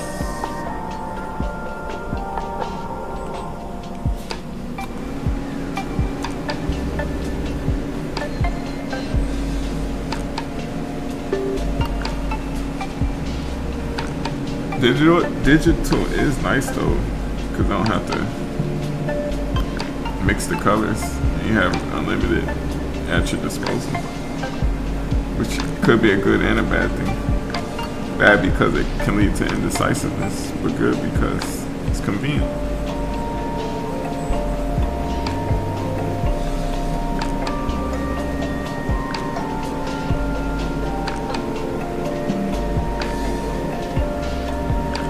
Nah, don't worry about it. Keep doing your thing. What's your favorite part of rendering? My favorite part is what I'm doing right now, which is basically just trying to carve together blocks of color and see how they fit together. Like this is my favorite part of painting in like any medium, whether it's watercolor or gouache, acrylic gouache. I like going back and forth and carving shapes out.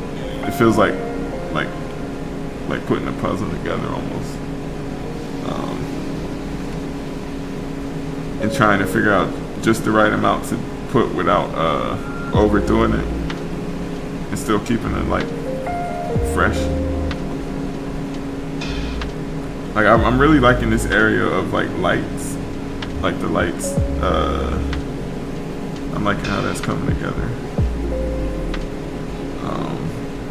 And it has just a bit of, like with the cross hatching, kind of, it has just a bit of a, what's the word? Subtle texture.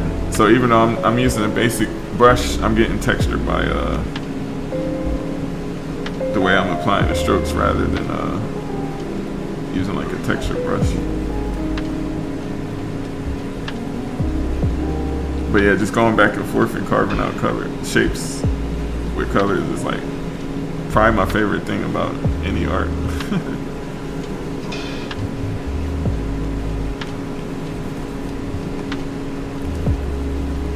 Could just do this all day.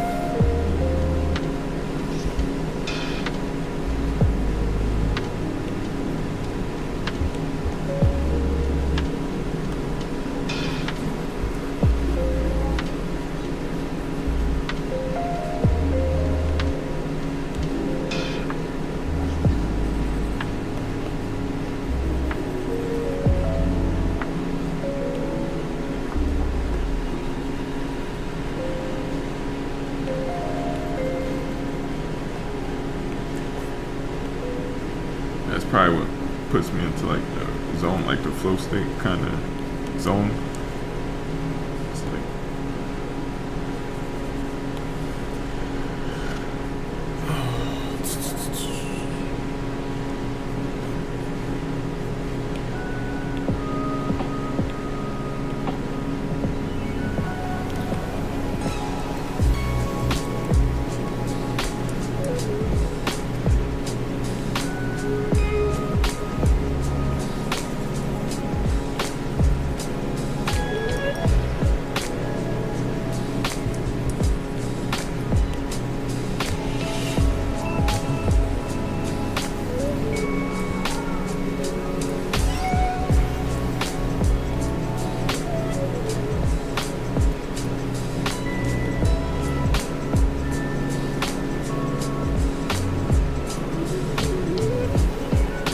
figure out how to paint this gold mask. Got some references here.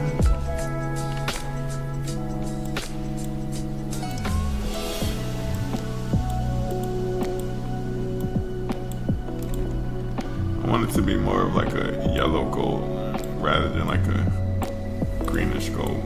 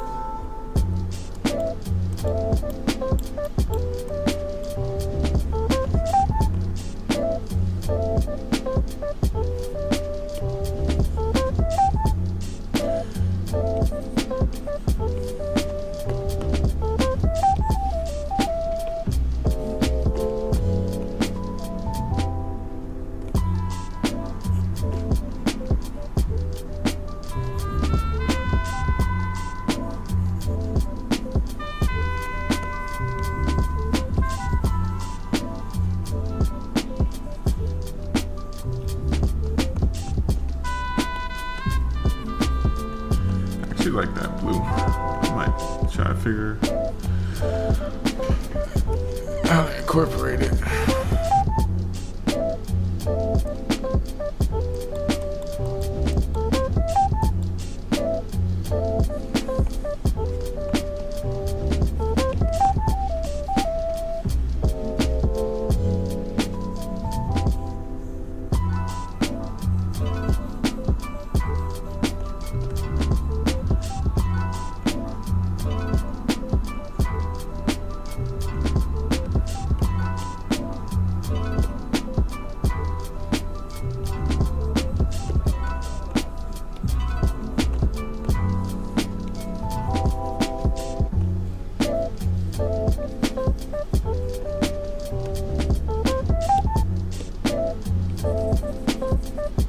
Your work is so dope, brother. Thank you.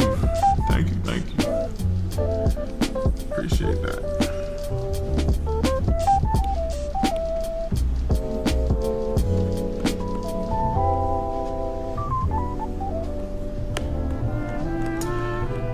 I don't think that blue makes sense. I don't think. Yeah, I might just make it gold.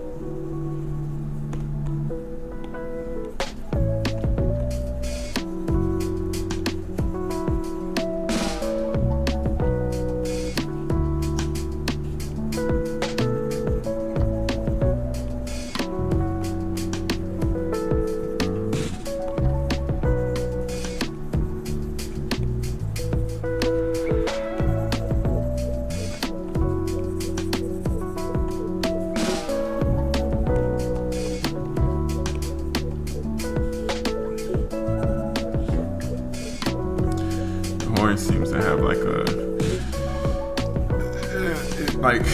the part that's most curved seems to have like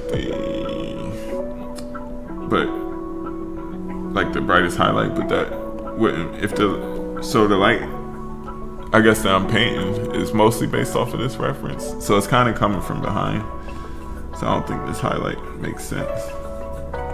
It would be like more of like a rim light, something like that.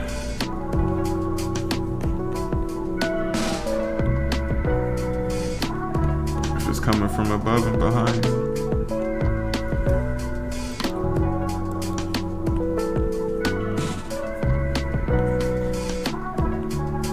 And the core shadow kind of be something like that.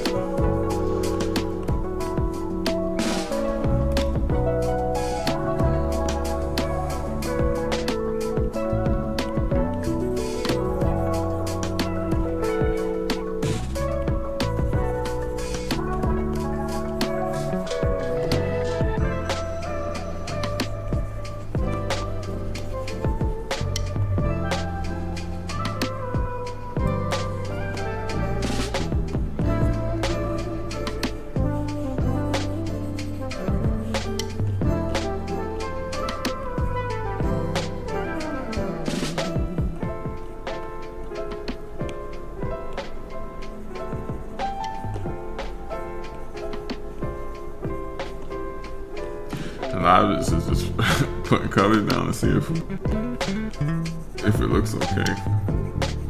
just trial and error. Cause I wasn't planning on having like this blue tint to the gold, but it actually looks kind of cool. And it makes the gold seem like it's in like the same environment, because like all the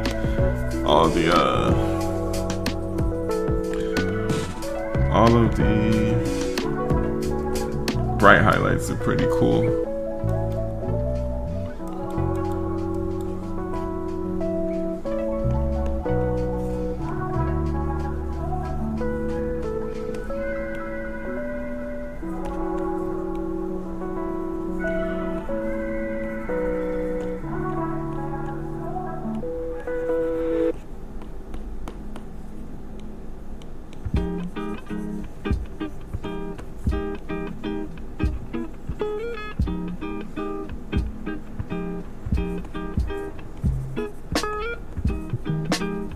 It's crazy, like before I started painting in person and plein air painting and stuff, I couldn't do any of this. Like I'm like just kind of, just by seeing what light looks like in real life, you're able to, I don't know, something about your subconscious just picks up the ability to kind of know how light kind of works. It's not like none of this is 100% accurate, but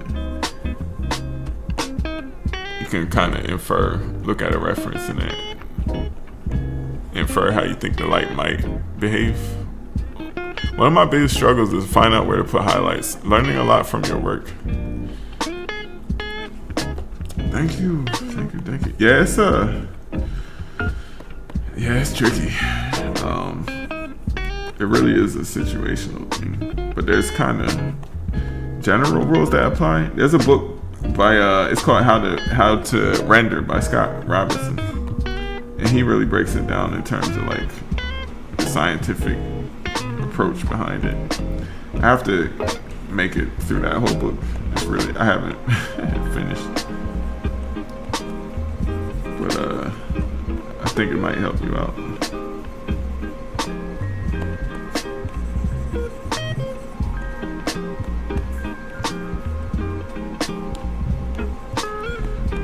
A lot of what I'm doing right now is just intuition and trying out, just intuition and experimentation. Cause and hopefully I'm able to pull something together that looks convincing.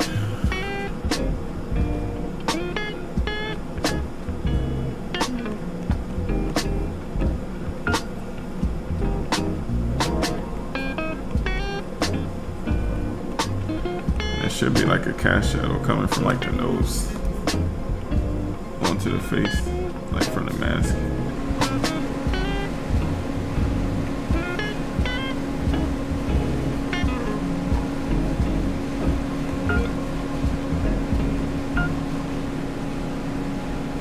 My iPad just gets dark.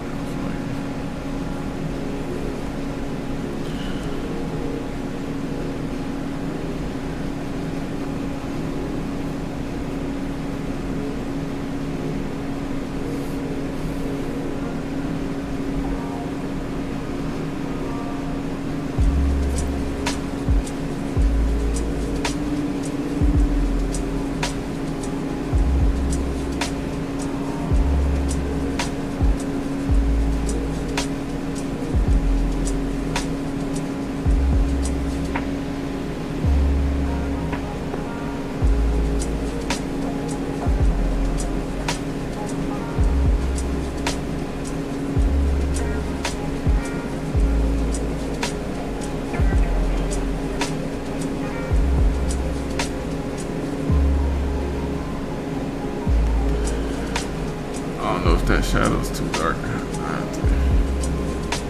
Let's see.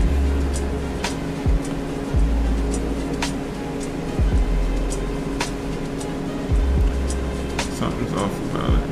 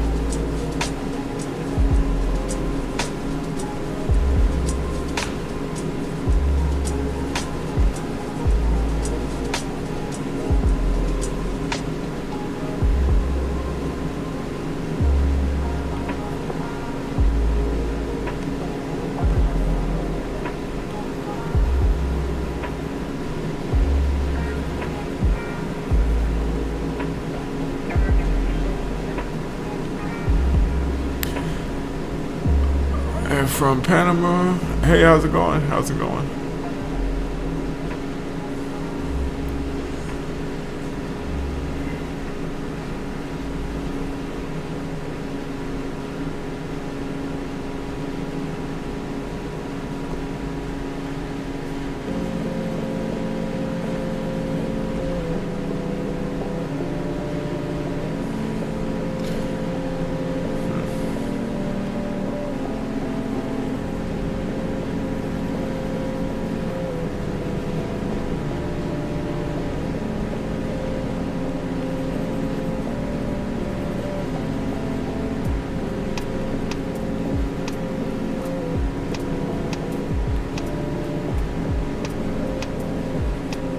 I don't know if it still looks like it's gold with that blue.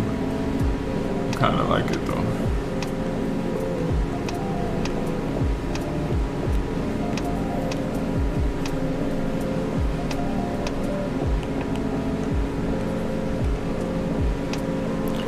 London, UK, how's it going? How's it going? UK is, what, 5 hours ahead? So it's like midnight there? Or more than midnight?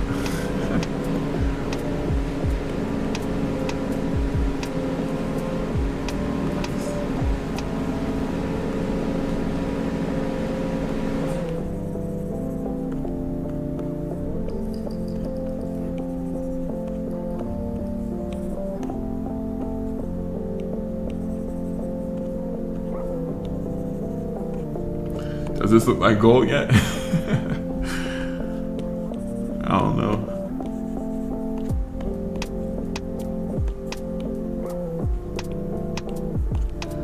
I think it needs some like bright highlights. That would make it kind of start looking more like gold. Like this one here, it has like really bright highlights. 2 a.m. I'm a night owl, up designing. Yeah, me too. I can focus better at night for some reason.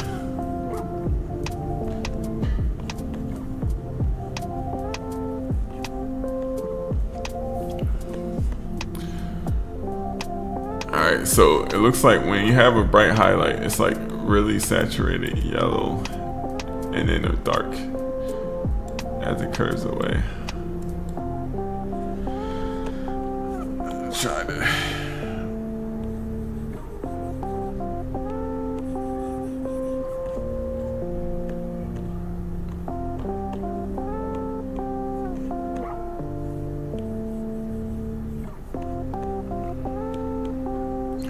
Honestly, I think that helmet looks perfect. If you could do better than that, that's awesome. Thank you. Ladies and gentlemen.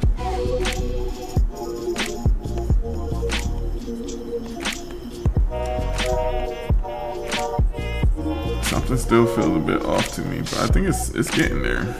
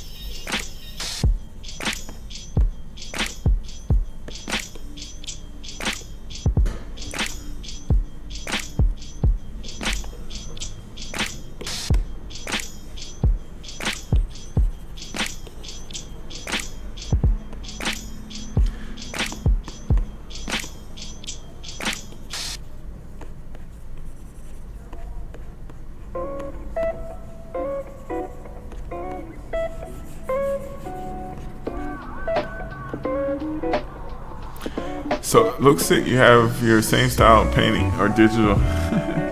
Thank you. Yes.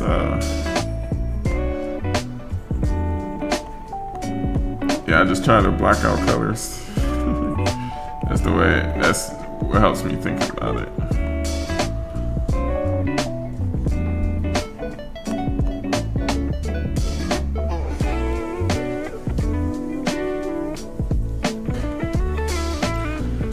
Yeah, if I couldn't figure out a way to like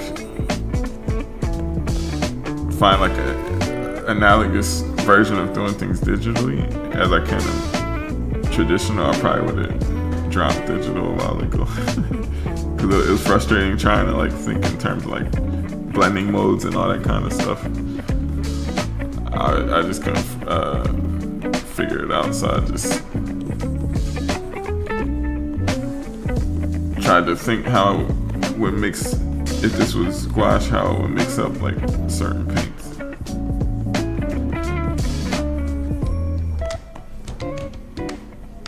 I should learn about that stuff though. I mean, I use blending modes. I learned a little. I mean, in the beginning, I learned a bit more about it now though. But in the beginning, it was just a lot of different options.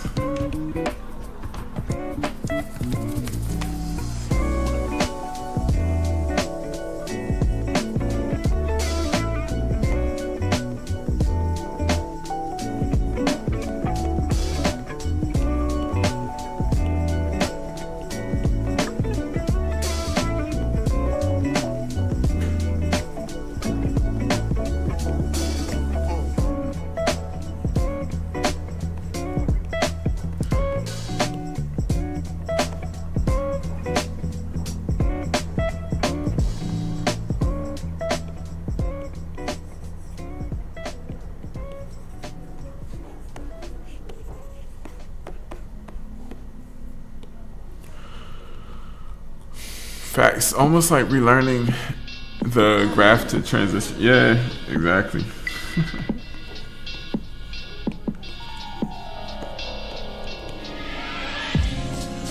I don't know if it's more frustrating to relearn something that you already know how to do, or be learning it from scratch. It's like when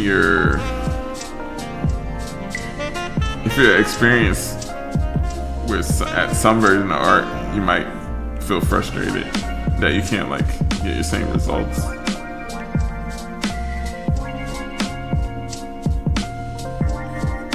But on the other hand, it might be more annoying to not get any results. So I don't really know which is worse.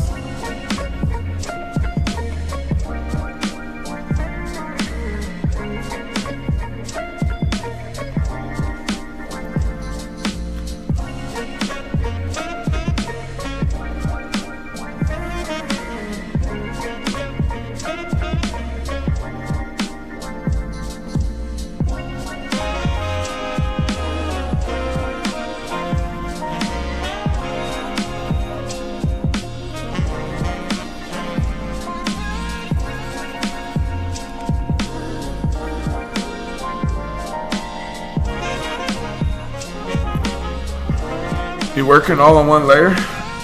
Yeah, all the paint is one layer. The paint is one layer. At some point, I might separate out like the clothes and stuff, so that it's easier to paint on them without like overlapping into the skin. But for now, at the establishing point, I have all the paint on one layer, and I have the drawing on another. And the rest of these layers were just different potential sketches that I might do. The paint is one layer. I find it just faster because I don't have to keep track of what layer I'm working on, and I can just color pick and blend by mixing by layering rather than separating it out in a different layer.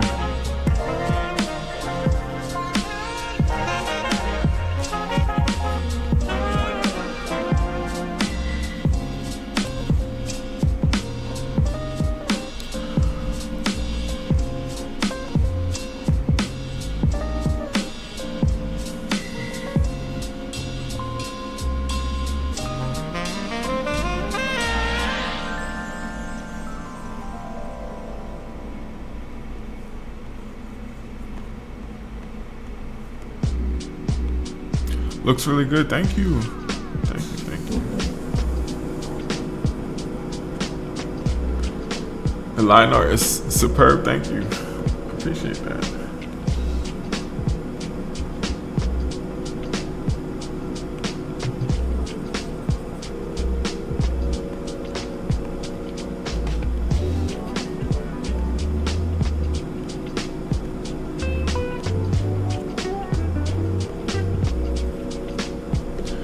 Constantly like zooming back out to see how the stroke is affecting like the rest of the picture.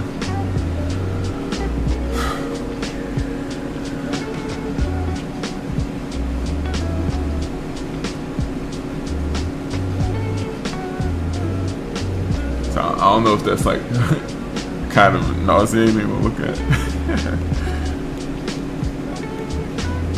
Seems like I'm jumping around. I mean, I guess I am jumping around a lot.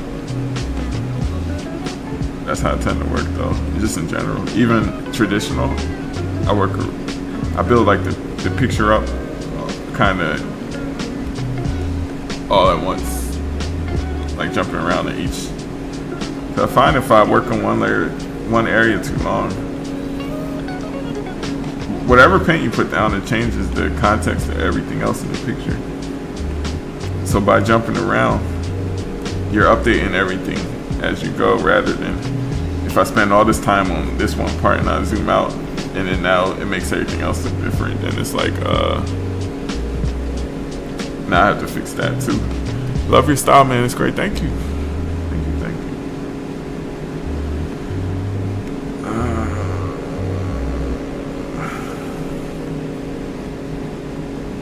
I still don't know how the shadows would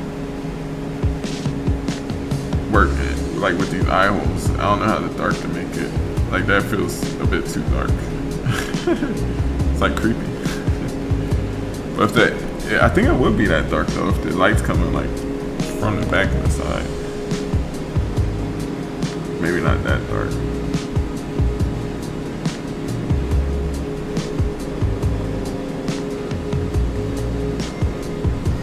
What are the specs in rendering? Help me. What are specs?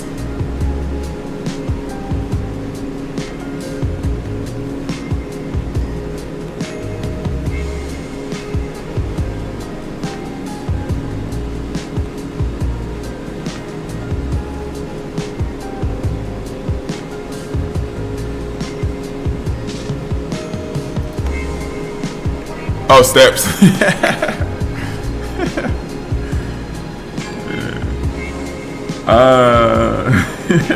What are the steps in rendering? I would say establishing values first. Establishing values, getting like color variation and shifts in the color temperature.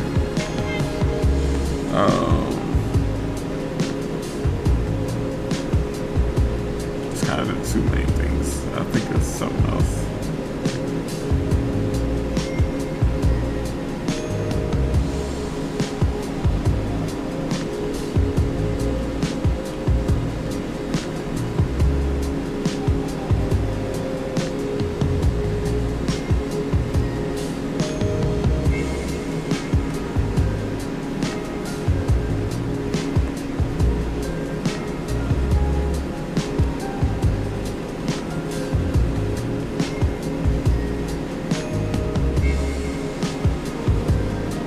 Do you have any other hobbies besides drawing?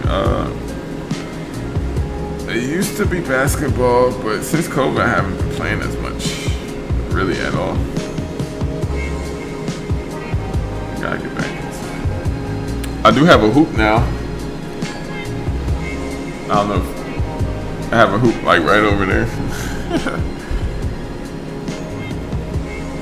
So that distracts me. I might have to take it down because I just be like shooting on it a little too much. Can you adjust the flow and pressure sensitivity on Procreate like Photoshop? Yeah, you can adjust pressure sensitivity. I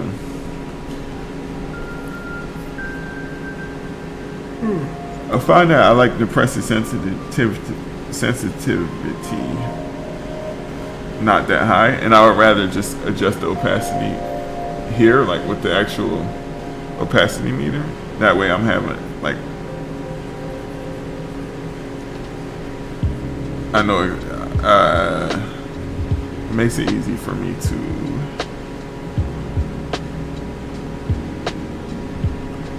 not worry about how hard I'm pressing the brush and just adjust it here. I prefer to adjust it here. But yeah, you can if you wanted to.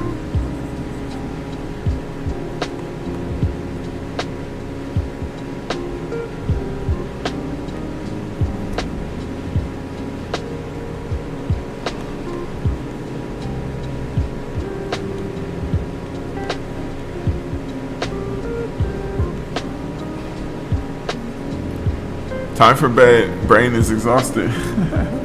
Yeah, get some rest. Get some rest. What time is it?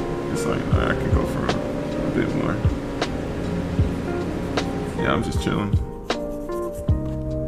It's actually fun trying to figure this out. But have a good night. Have a good night. Thanks for stopping in.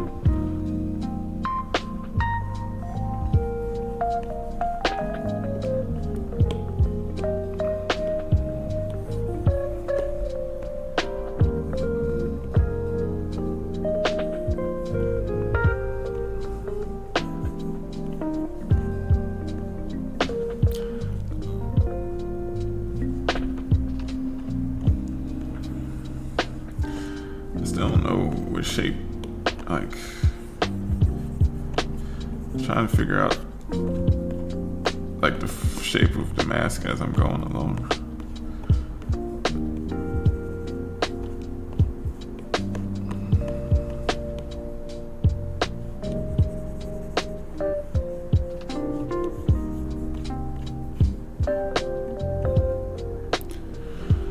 Edit. Undo shortcut is Bliss Digital. Yeah. Nah, you over there yawning and scrambling words. That's me any time of day. That's my nickname in high school was Sleepy.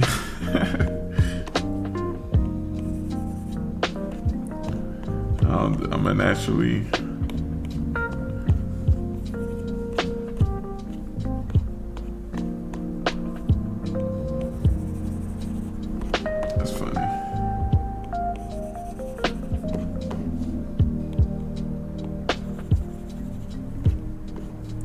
Throughout the day, I'll just randomly fall asleep. And I don't even know that. I didn't even know I fell asleep until I just like wake up, and it's like it's usually 10 or 15 minutes later.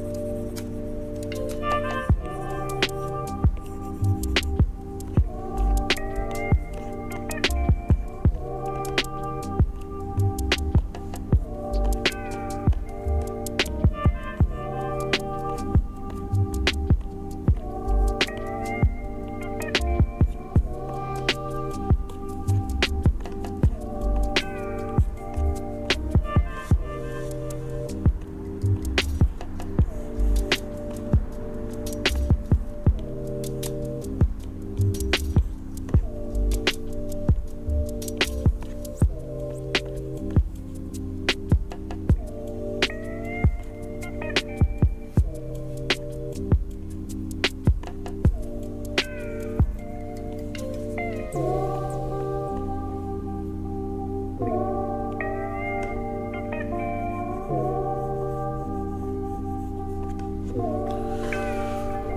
that look like gold? I don't know. Traditional? Nah, this is procreate.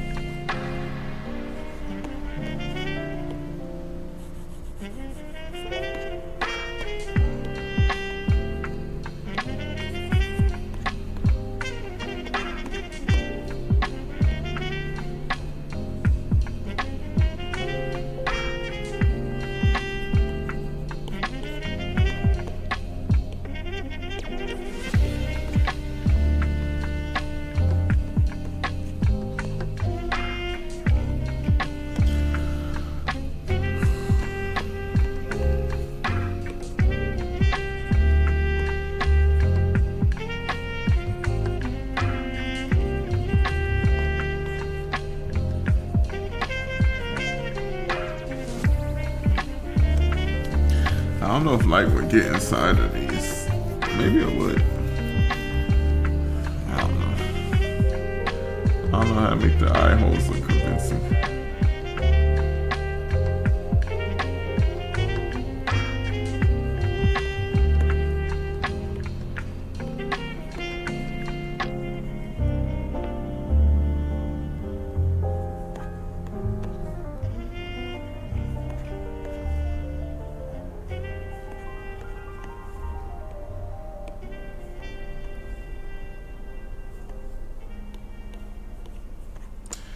Maybe it would, some light would get in, but it would be still like a shadow like that. I don't know.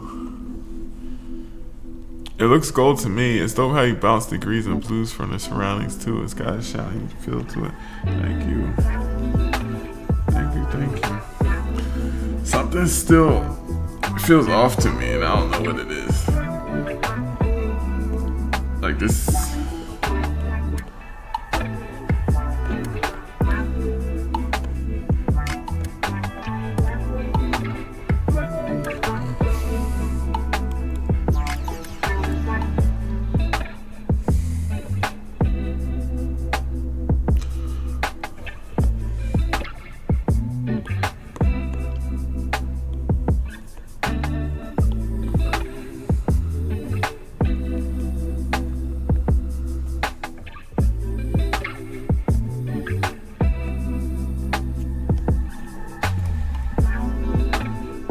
I don't have Spotify, so I'm just here downloading and stealing all the dope vibe beats that y'all. Yeah, I have the. Can you see the name of the title of the songs? Is that big enough? I can make it bigger if you want. I don't know if you can read that. I like the way it looks. Sometimes you can overcorrect.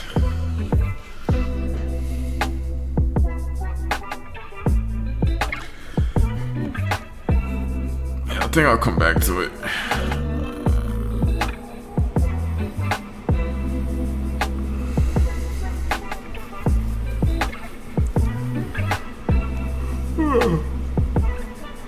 Maybe I'll work on this one for a little bit.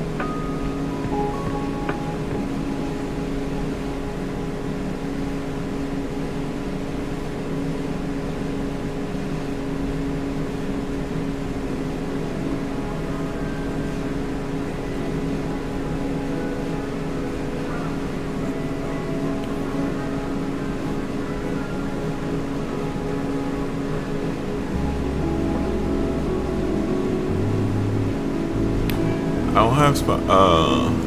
Bring the shading around the eyes. Once you add more highlights, it'll look more gold. Think metallic. Yeah, I think you're right. I'm trying to think. I don't know what to do with this shape. Like this shape. This shape here. Let me finish this selection real quick.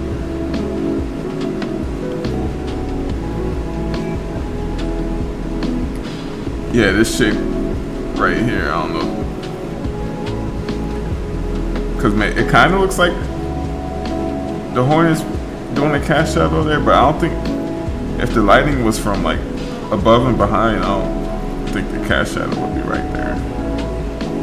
I think that since it's round, I think the front of the face it would have like this darker circle area. Like I like this area here, but I don't know what to do. I don't like this shape. Maybe this cast shadow would like kind of be like this. Maybe it'll like do something like that. I don't know. But yeah, I do agree about the eyes. I add a little bit of highlight. You know what? I can the 300 mask, the mask from 300. They kind of have like that, like those old Spartan masks. That could be a good reference.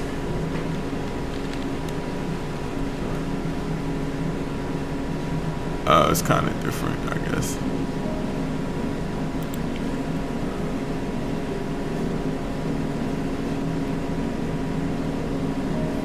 Yeah, maybe. That's not a good picture though.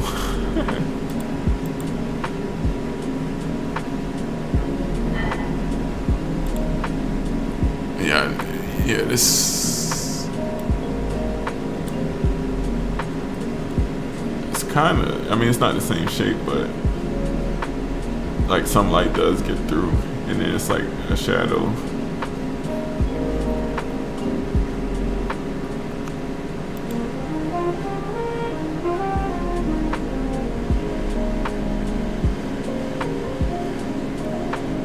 Yeah, something like that. That might think about it.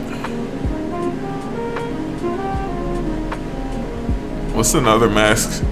Kind of like the 300 mask, like the gladiator mask, where they have like the.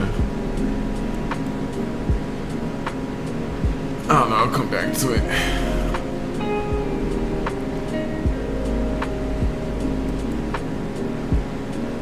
I think once you add more highlights, it'll look more gold, think metallic. And those in the mask is perfect. Thank you. I think take out the last shade you made on the right eye edge. It looked dope before. The eye holes should be dark and mysterious. Take out the last shade you made on the right eye edge. It looked dope before. The eye holes should be dark and mysterious. Let's check it out.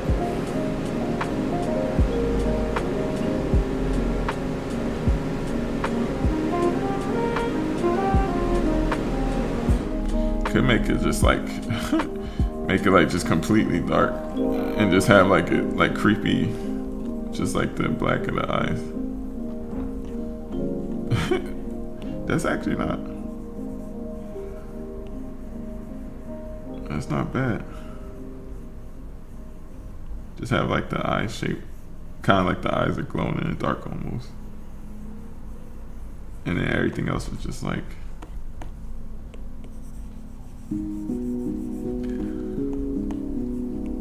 It's actually not bad. I think about it.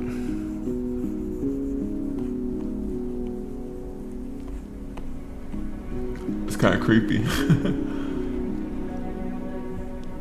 Yeah, I'm gonna leave it. I'll come back to it and think about it for a moment. I'm hooked on your time-lapse reels. Thank you.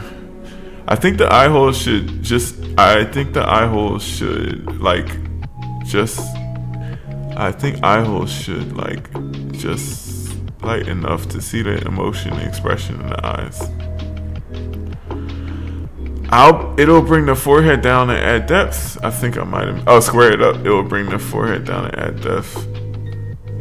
Actually, don't listen to us. Do your thing, cause you're the artist and have us spinning you in circles. Dope blue base coat that will establish lighting. Bring out the eye whites. Yeah, let's try that. And that's cool. I never drew it like feedback before, like live feedback. So it's actually interesting ideas. Cause I'm just like, I don't have anything set in mind. So it's kind of, this reminds me of that Kanye West Power video. Is that like eyes kind of glowing? Something like that. Is that super creepy? That's a little too much.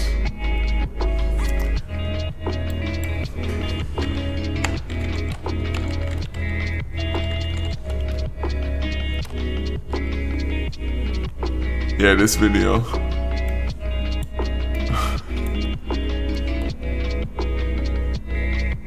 That's kind of what it reminds me of.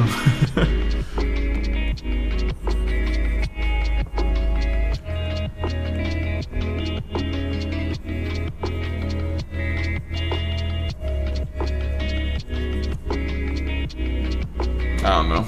Think about it. What's the other suggestion? Bring out the white to the eyes. A bit of texture may break up that bulky shadow.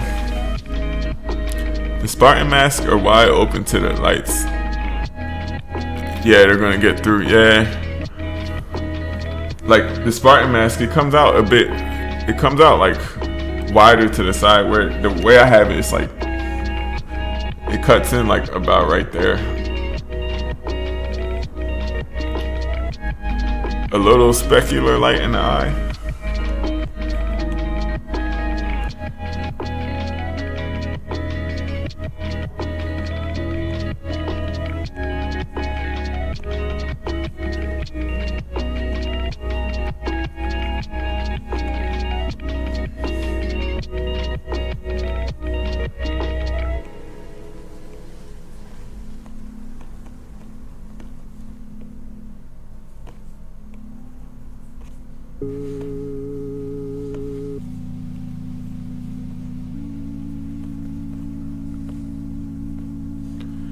Do you use references for lights or is it from imagination? This is the main reference I'm using, just to think of the light scenario. So like, it's a strong light coming from behind and like both sides almost. And then the rest is just trying to apply that to the forms that I have here. And then using all these references to help me.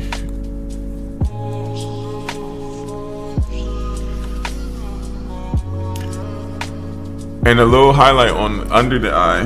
Let's see. Under the eye. That's too much. Oh, I see what you mean. Yeah, like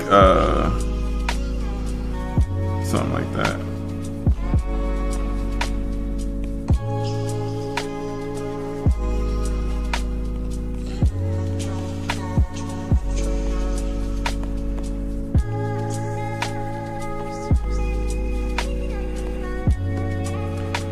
Might be too much.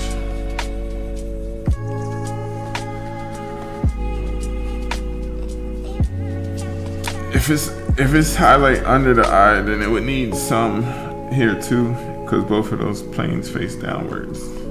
That might be it. What do you think?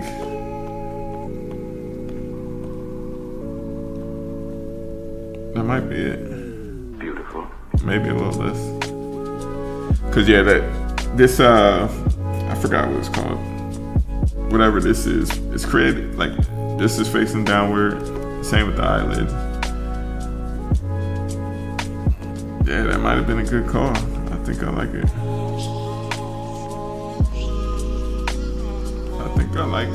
And it breaks up the eye shape, so it's not just like creepy floating eyes, you know. It's still like some. Yeah, I think I like that. Yeah, that's a good call. But I'll mess with the shape later, but I think I like that idea. The original highlights you had under the eye were perfect. The lighting before was better. That's nice. Also highlight on the edge of the mask rim.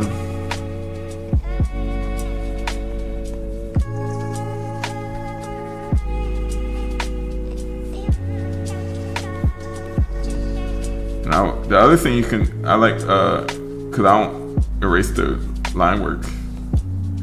I usually keep the line work in, but if you alpha lock the line work, you can color it.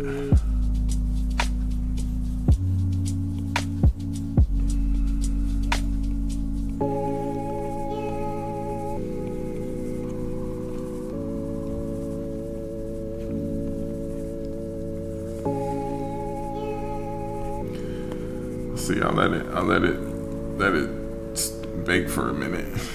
Come back to it. Keeps the beauty. Perfect. Oh wow. Keeps the beauty. I think I missed the first part of that.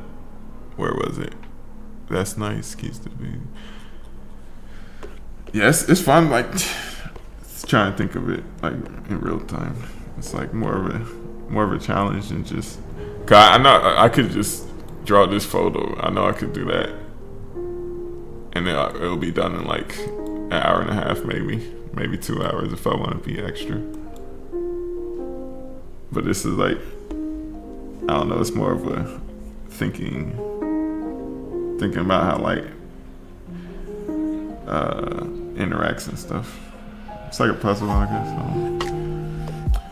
What am I doing? Oh, yeah.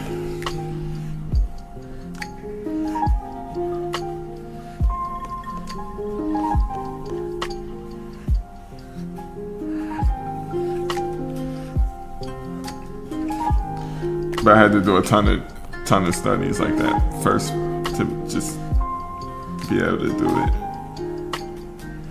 So I'm not like, I don't know. What am I talking about? Yeah.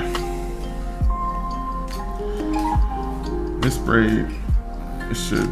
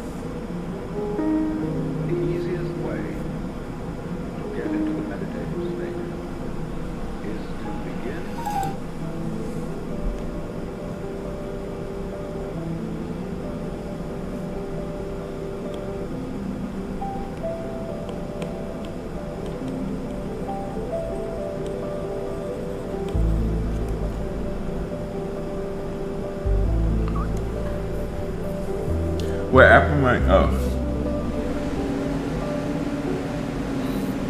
Oh wow, the color and the line work helps the lighting. Love your work, man. Thank you. Gotcha, thanks. How do you like working on a tablet compared to paper and canvas? I like paper and canvas better. Well, at least paper. I don't really like to look at canvas. If I did oil painting, I think I would rather paint on like wood or oil paper.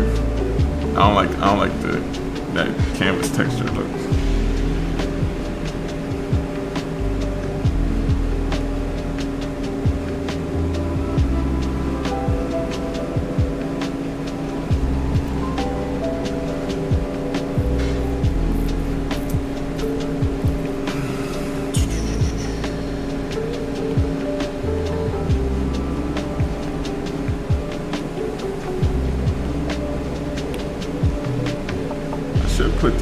I should put this on a separate layer. Maybe not.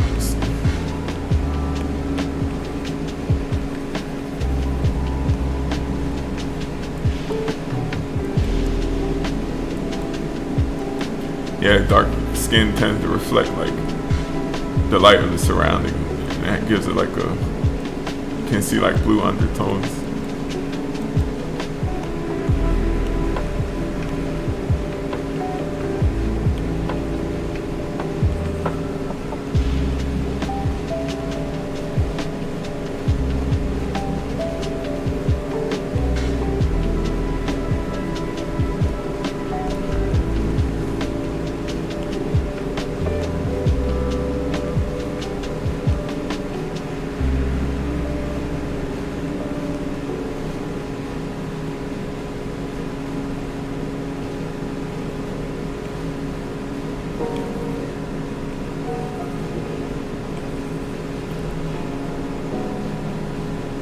Thoughts on older artists struggling to evolve with tech? I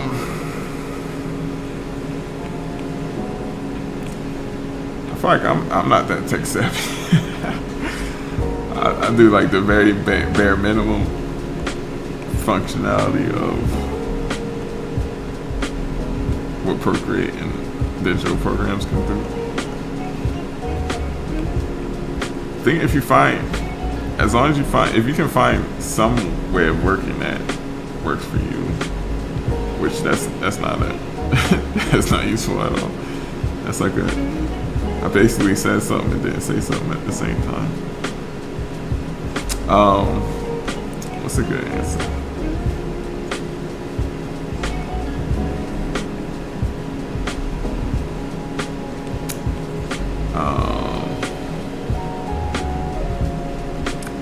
I think anything's learnable. No matter what age. It's just the hardest part is just sticking through like the frustrating parts long enough to be able to get to a point where learning more is easy.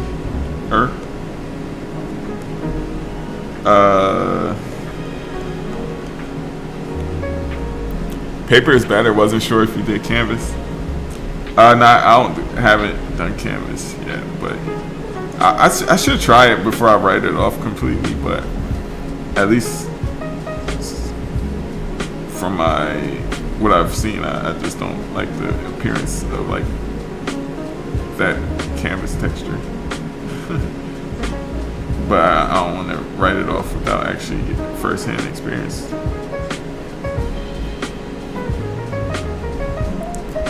Paper. I want some advice for this too. It's so hard trying to get to use all the different kinds of digital art programs compared to digital supply. All right, yeah. So I actually have a better answer I can say.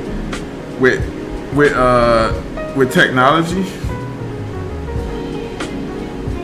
it's really easy to get caught up in all the infinite possibilities. So I would suggest starting off just by simplifying as much as possible. So when you're first starting with a new program, don't even worry about all the different brushes and options and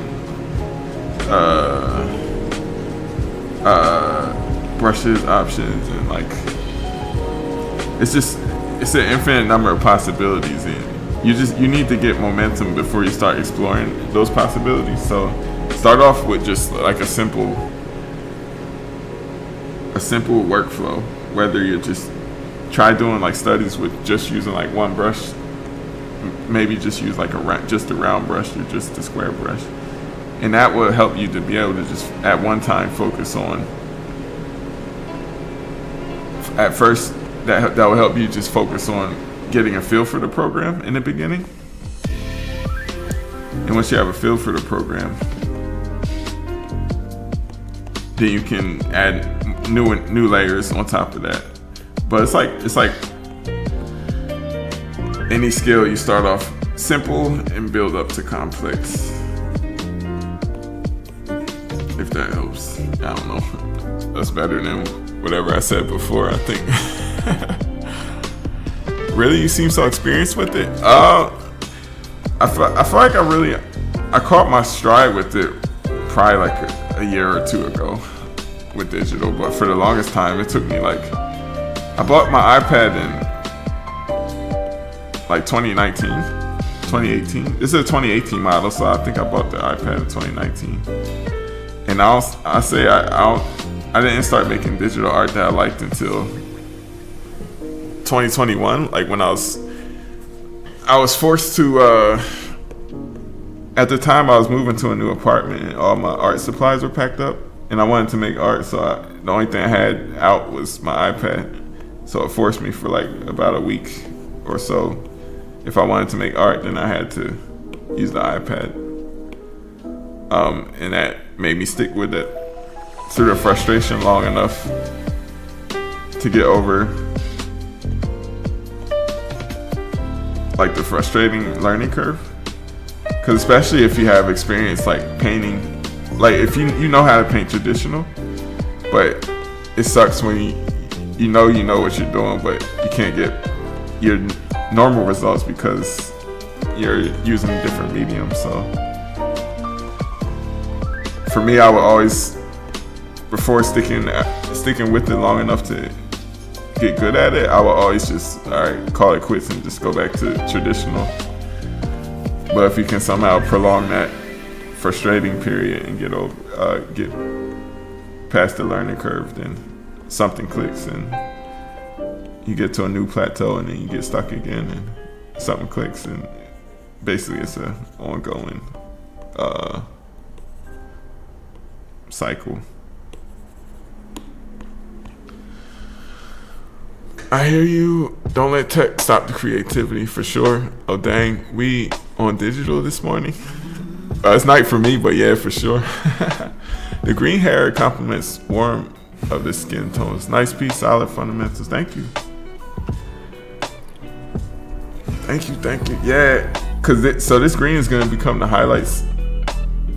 So I'm gonna have it like this, and then I'm gonna just like carve around the general like diamond shape of the braid instead of like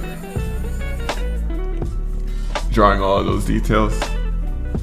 You can get like a semi-convincing braid that quickly because you're thinking about the form.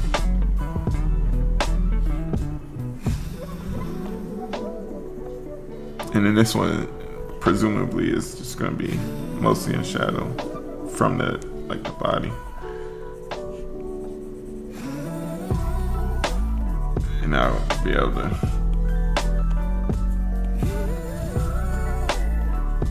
kind of what am I even talking about right now? Braids, lighting. I actually don't like the strap. I might take the strap off.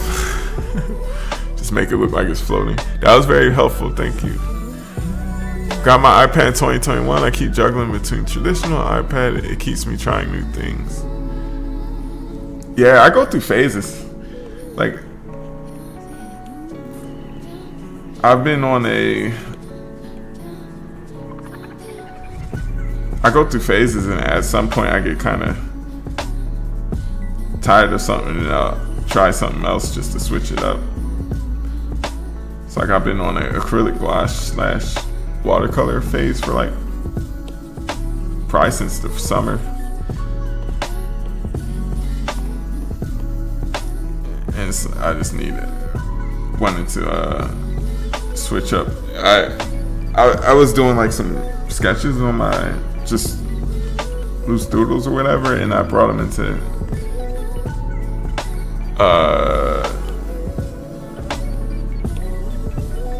the iPad to kind of mess around with the ideas a little bit further, and it got me back into more of a digital mood lately, at least within this last week or so.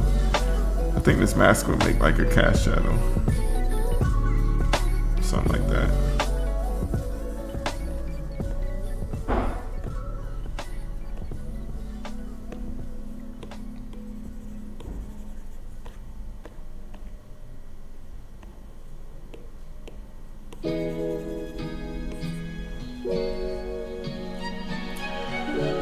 To switch over to digital, you gotta get stubborn. Learning different programs really sucks, but you gotta bust through that wall face first, like the Kool-Aid man. Yeah, exactly.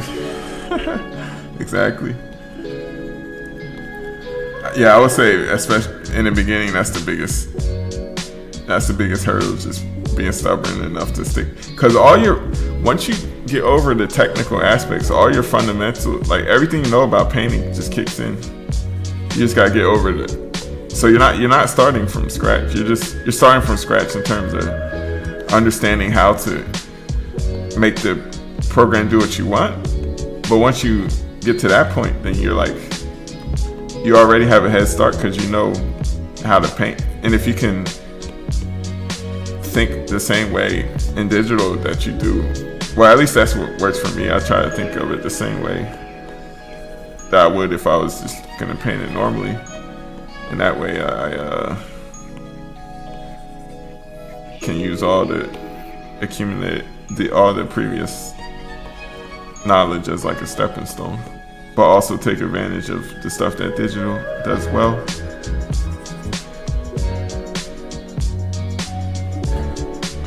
The Kool-Aid man.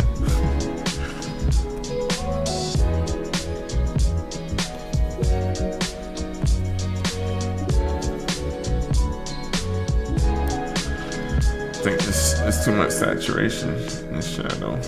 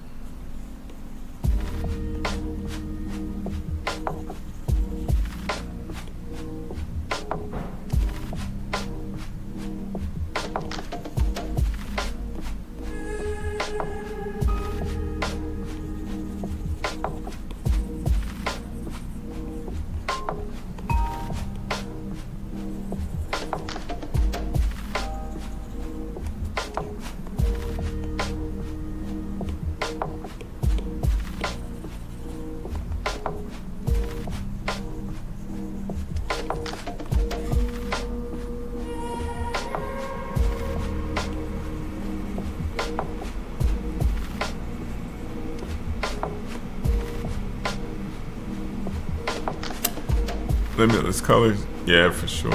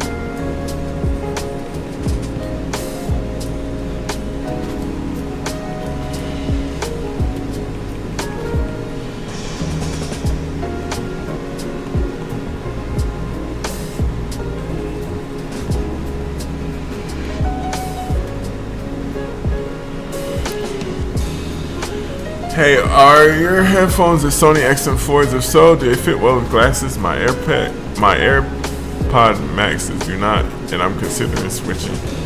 Yeah, these are the XM4s, and yeah, I mean, yeah, but glasses kind of just slide. Yeah, I haven't had an issue with I haven't had an issue with glasses. So yeah, I was saying I'll change this. Maybe something like that. So that like the shadow of the horn just goes straight down rather than over to the side. I think that's better. I think that's a little better. Yeah, I actually like that. That's better.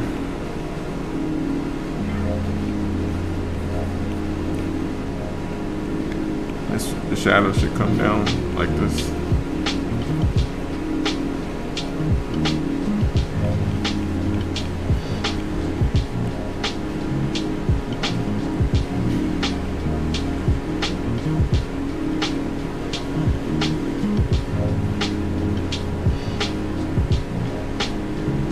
I think that's a little better. Sometimes you just gotta go away for a second, do something else, and then come back to it. I think I like that better. The subtle lighting tweaks are really bringing out the volume of the 3D form. Cool to watch your process. Thank you. Great collection of references. Thank you. Check out this artist, David Speeduck did a Busta Rhymes picture. David Speeduck, let's see. David Speeduck.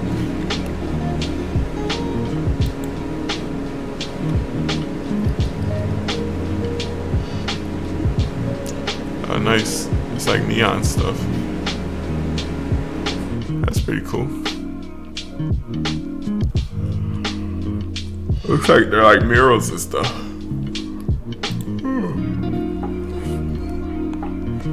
Yeah, I like that lighting though. On the dark, it has to darken a little bit. I think that will tie it together.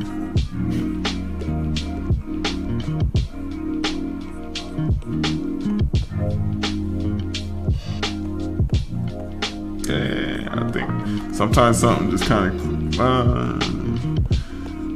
maybe that might have been too much.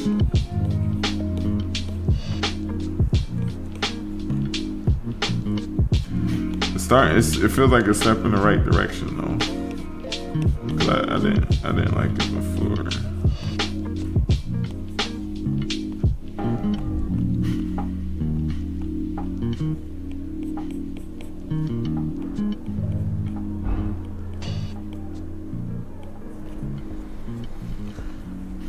It's starting to look more convincing, I think.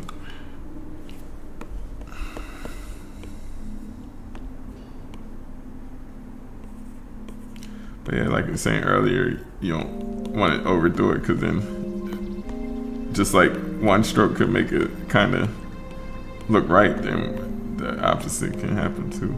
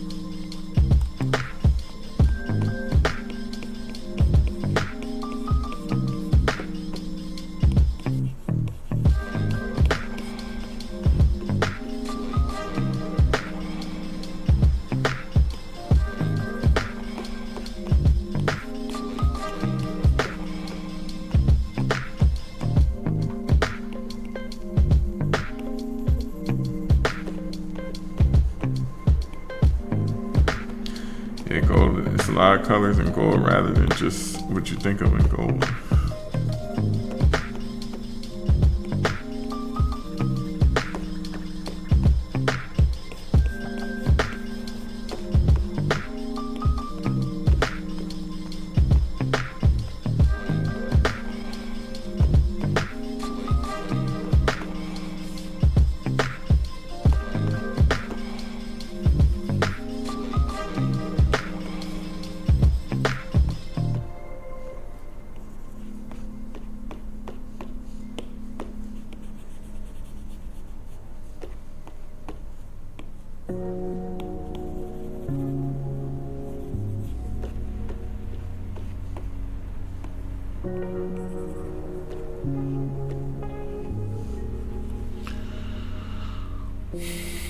The zoom in and out is tricky overall. The zoom in and out is tricky overall view versus fine detail. Yeah, the zoom out is important because to see if everything you're doing is actually having the intended effect.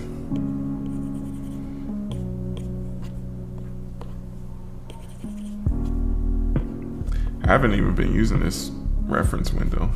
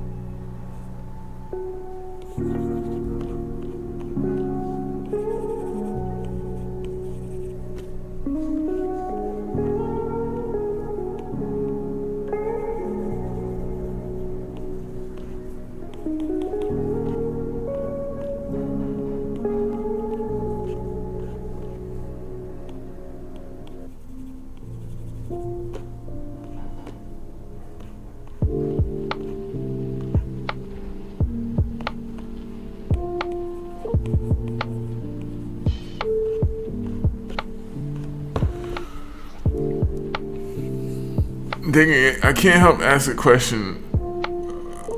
production question though. How are you getting Procreate input for the stream? I'm using, it's a capture card, so it's a HDMI.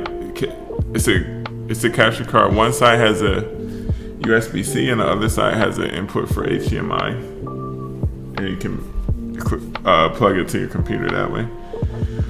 It's a $20 capture card off of Amazon. If you just search like iPad capture cards, like the first one that comes up.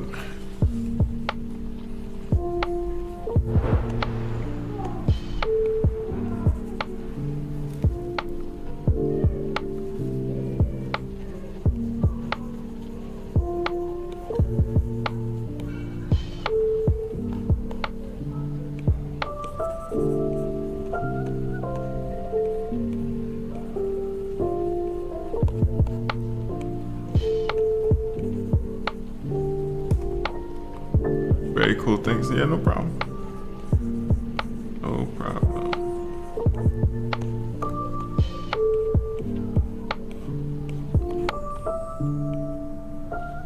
Love your work, brother. Thank you. Thank you, thank you.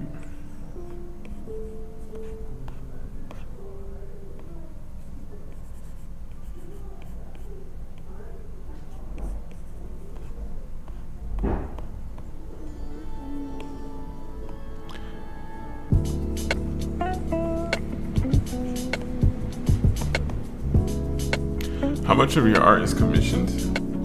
It's variable. Depends. The stuff that I post typically isn't commissions. I usually don't post the commissions that often.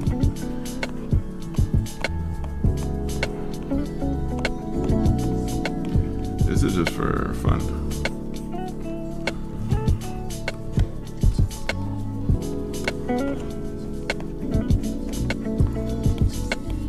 What time is it? 10?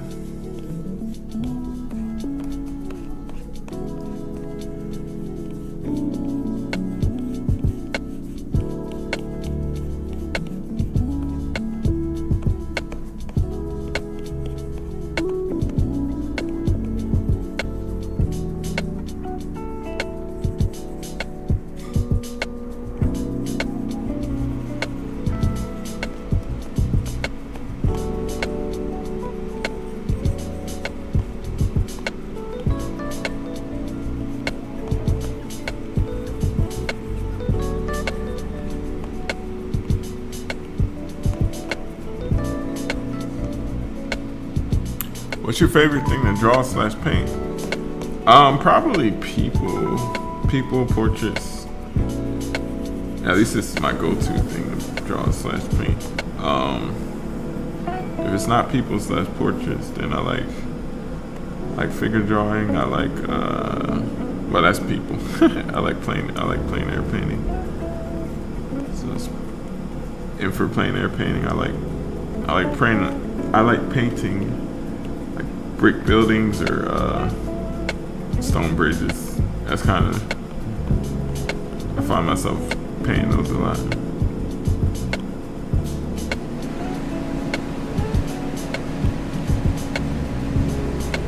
Alright, brother, watching your process just inspired me. I'm off to work on a project that's been stumping me later. Blessings and well wishes from Bakersfield. Thanks for stopping in. Thanks for hanging out. Yeah, it was, I hope the project goes well, and hope you have a good night.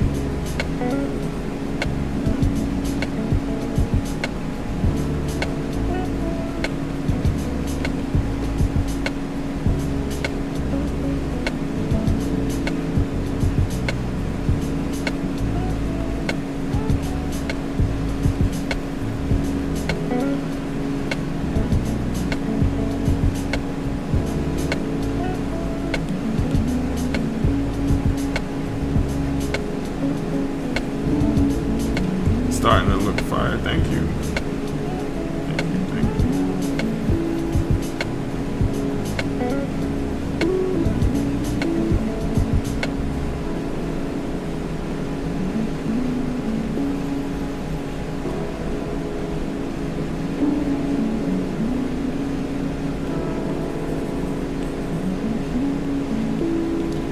I really could just do this all day.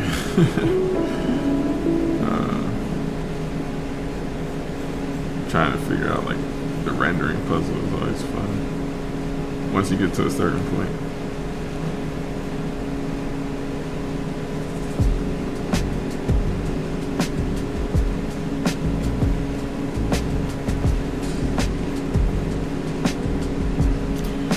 Hearing the thought process is key. Thinking out loud.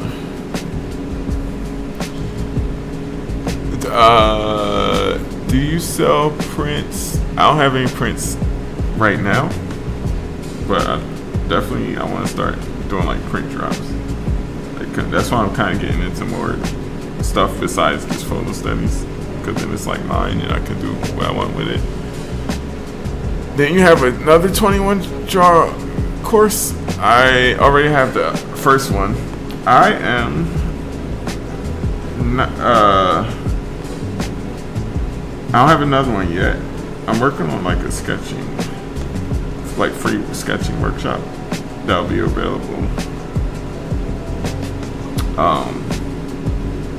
It will be available like early spring next year. But I do want to make another course, maybe like either watercolor course or like Procreate or something like that. I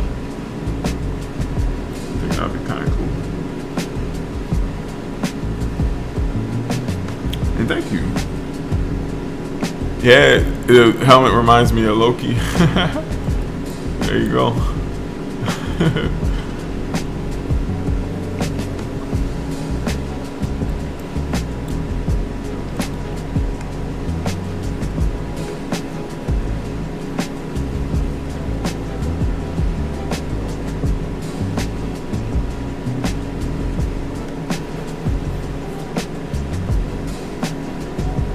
That's something I'll be interested in. We'll be looking out for it.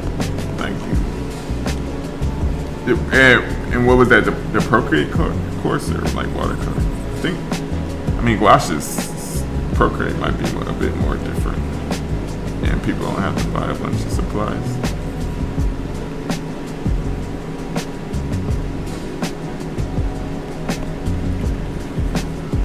It's gonna clean up some of these shapes.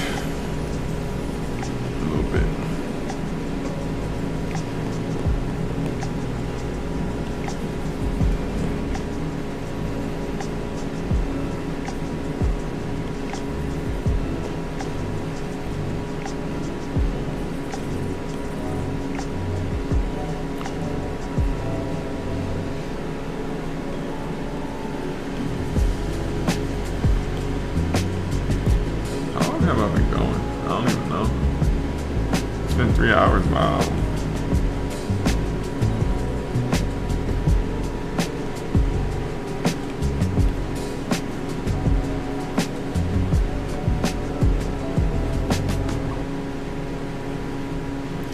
I think the Instagram limit is 4. Last time I checked. Or it might be 3, I don't know. It kicked me off last time. After a certain point. I'm getting tired anyway.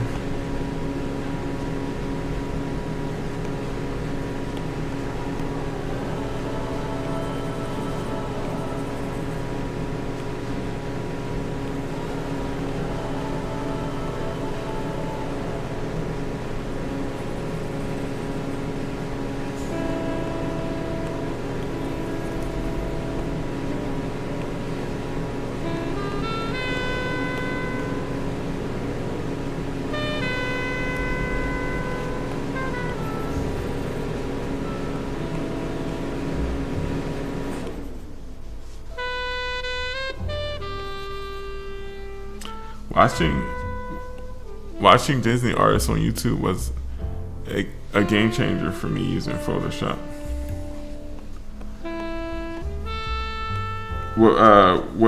What do you think? What was like the biggest takeaway for you?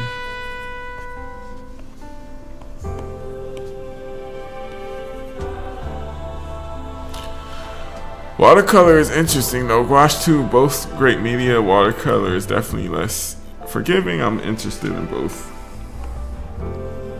Yeah, it isn't. It definitely is less forgiving.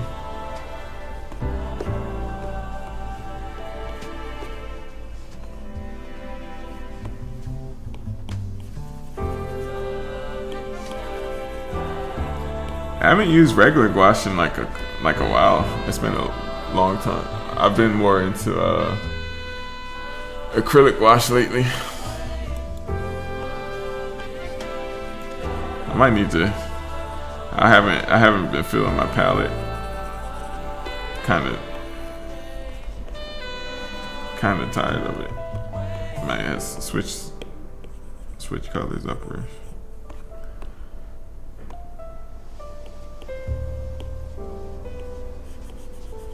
For regular gouache at least.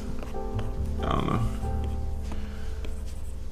I'll get back to it. I usually, like I was saying earlier, I usually go through phases of mediums that I'm interested in.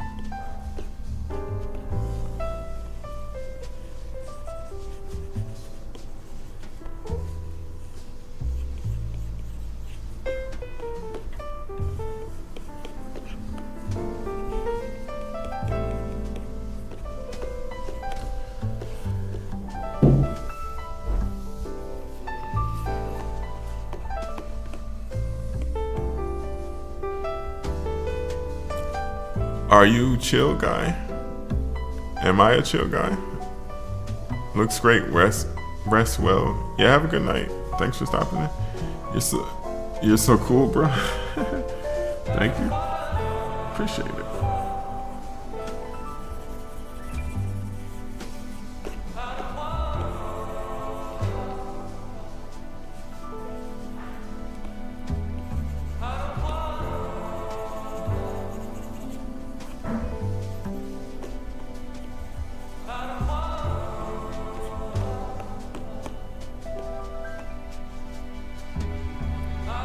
Love your art. Thank you.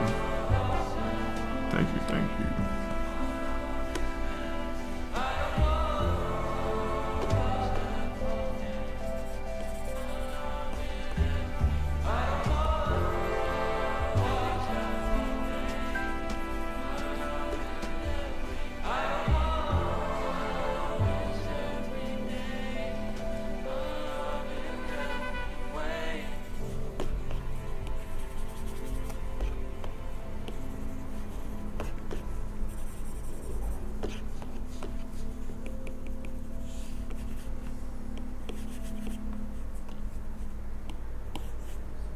Acrylic gouache is obviously not allowing reactivate with water. Which do you prefer? Is it the dumb question?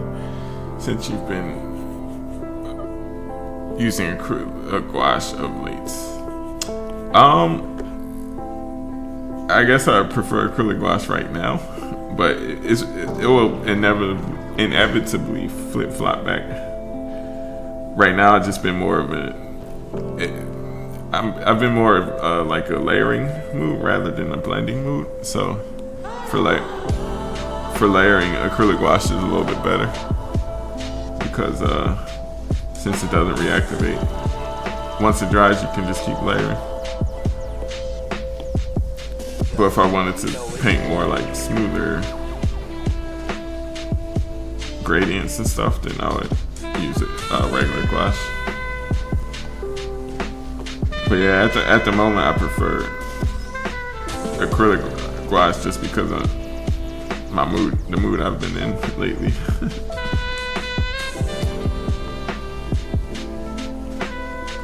But I'm sure it'll go back.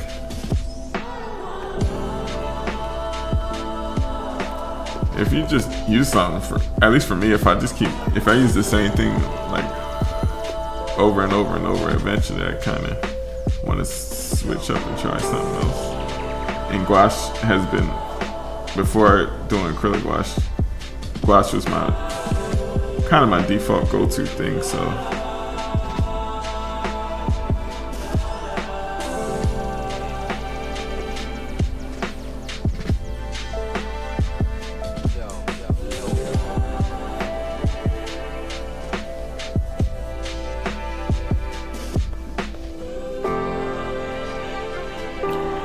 Gotcha. Understand the layering aspect of acrylic gouache.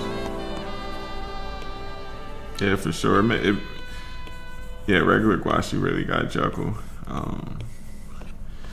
Knowing when you can layer before and how much water to use and how much pressure to apply to the brush when putting the paint down, as to not disturb the layer that's already down, if that's not your intention. But acrylic gouache, once it's completely dry, you don't have to take any of those factors into consideration.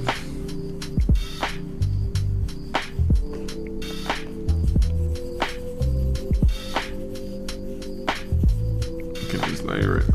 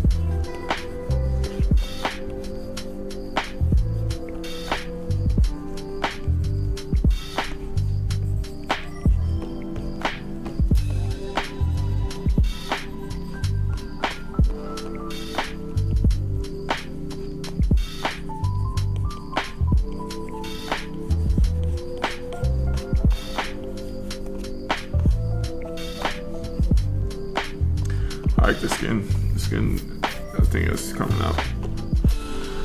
Okay, pretty good. I like it.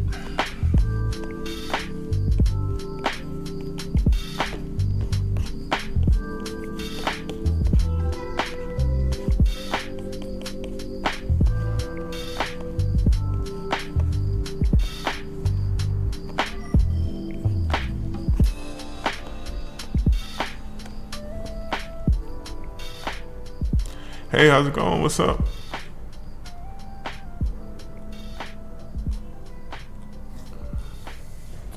Have you tried oil painting? No, not yet. I said I wanted to do it before the end of the year. And I ordered some stuff that hopefully will get here by then. But if not, I definitely in 2025, I'm gonna finally do some oil painting. You're super talented at understanding weight distribution in your art. How do you reach that level? Books, live drawing. I say definitely live drawing, because a lot of it, I go to a lot of life drawing and specific life painting as well, and painting, just plein air painting. Seeing how light works in like real life, it kind of will give you like a intuition of what kind of looks right and what doesn't.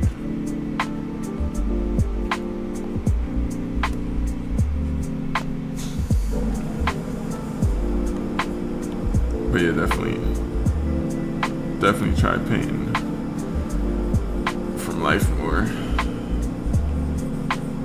And people always say it, and I was just like, always like whatever.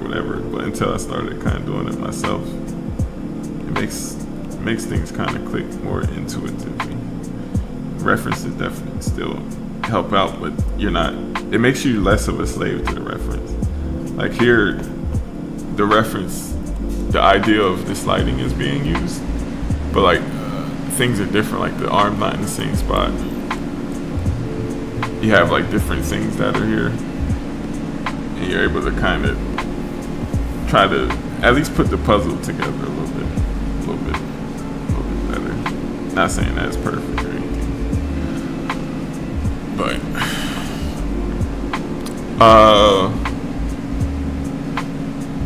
which will have longer legs? Which will have longer legs? Procreate or Photoshop, or are they apples and oranges? What do you mean by legs?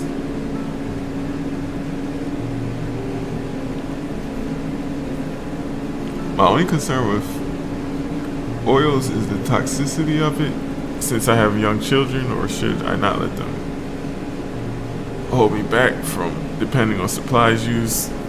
Yeah, I mean, even watercolor or any I mean oil, you gotta worry about the solvents and like the fumes and stuff. So yeah, maybe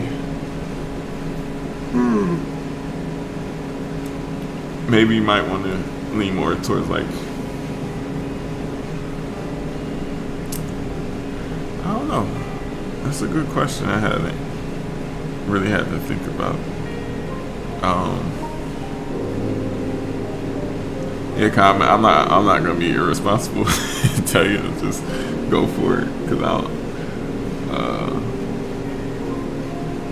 don't know. One of the reasons I didn't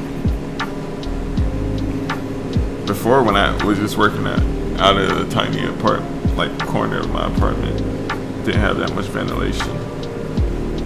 That was one of the things, one of the reasons why I didn't get into oil sooner. So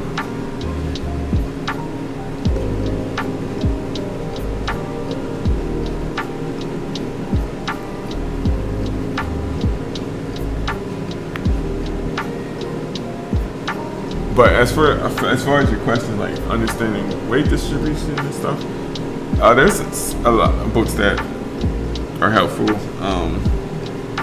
I haven't finished like all of them, like from front to cover, but there's a rendering book, How to Render by Scott Robertson. That's helpful. Creative illustration by Andrew Loomis.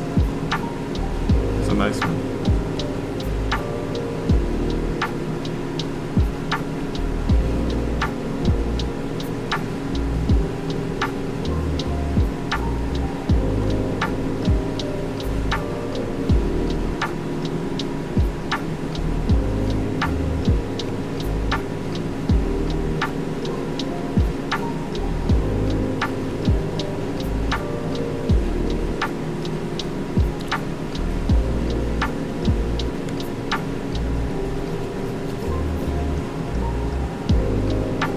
I think they make water-soluble oil paints nowadays less toxic than regular oil. Yeah, they do water-soluble oil.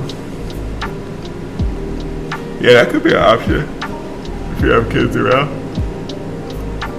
Oh, which will be around longer. And what was it between? I can't remember. Which will last longer between what? Gouache and what was it? Oh, Procreate and Photoshop. I mean, Photoshop was the industry standard. It still probably is, but a lot of people are. I mean, the subscription model is annoying from Adobe versus Procreate. It's a one-time payment of what, $10. It's kind of hard to beat that.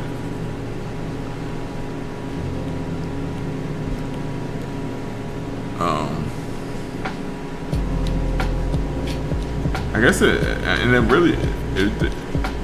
think it all depends on like what you're using it for. Like for me, I'm using the basic. I'm not using a lot of fancy functions or anything, so Procreate is all I need, really.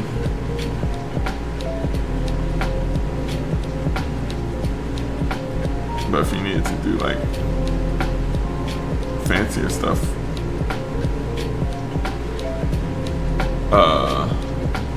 if you need to do fancier stuff, then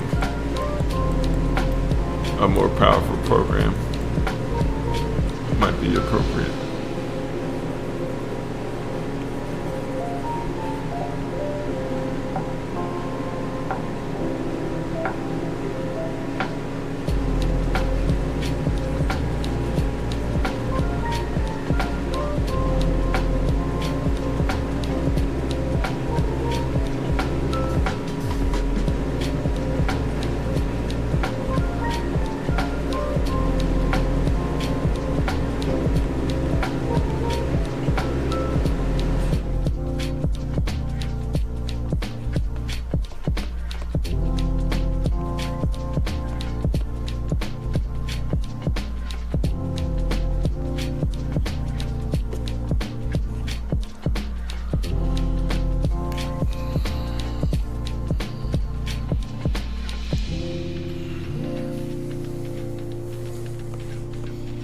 Have you used the water-based oils? Do you notice the difference between those and regular oils?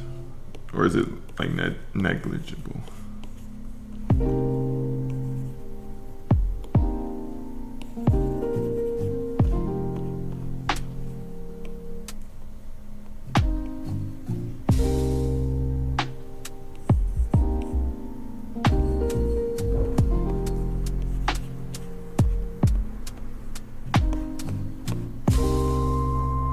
Nah, I don't need more powerful. I miss having Photoshop simply for small things.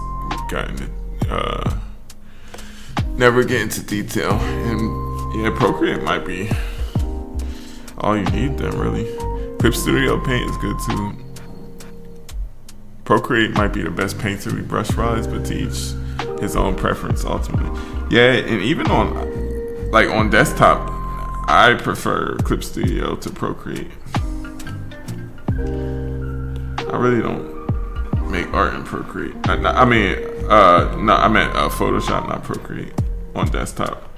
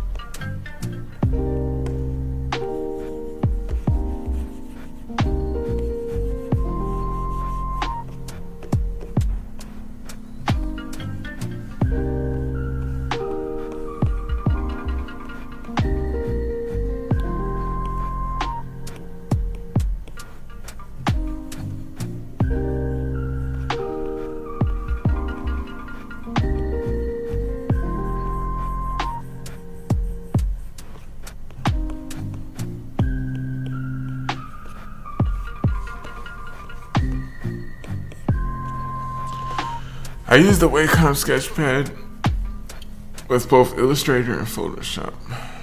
Nice. How do you like the Wacom Sketchpad?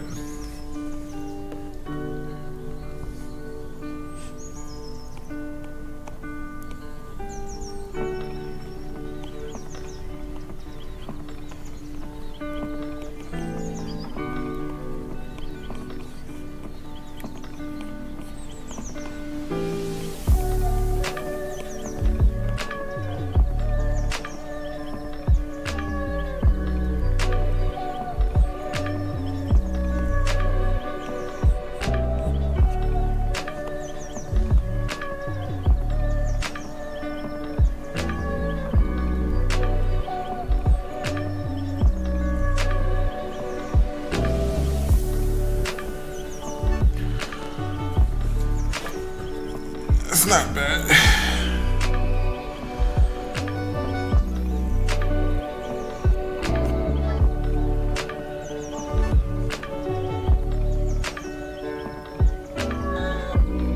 I don't feel like working on this one right now.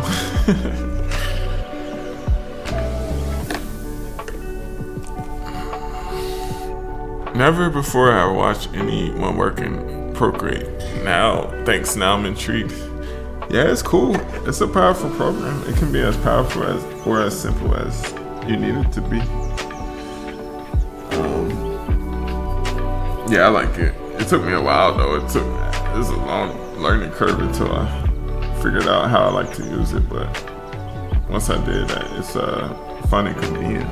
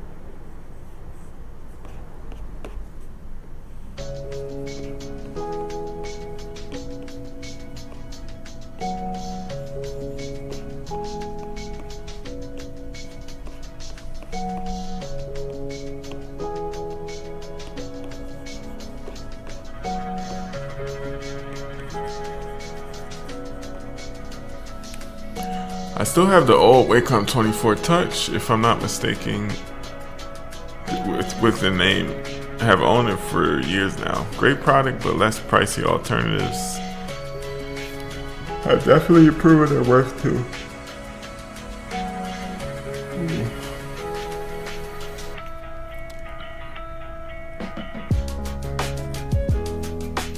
Yeah, I'm actually getting pretty tired. I might wrap it up here. It's not bad progress though. I'm liking how it's coming together so far.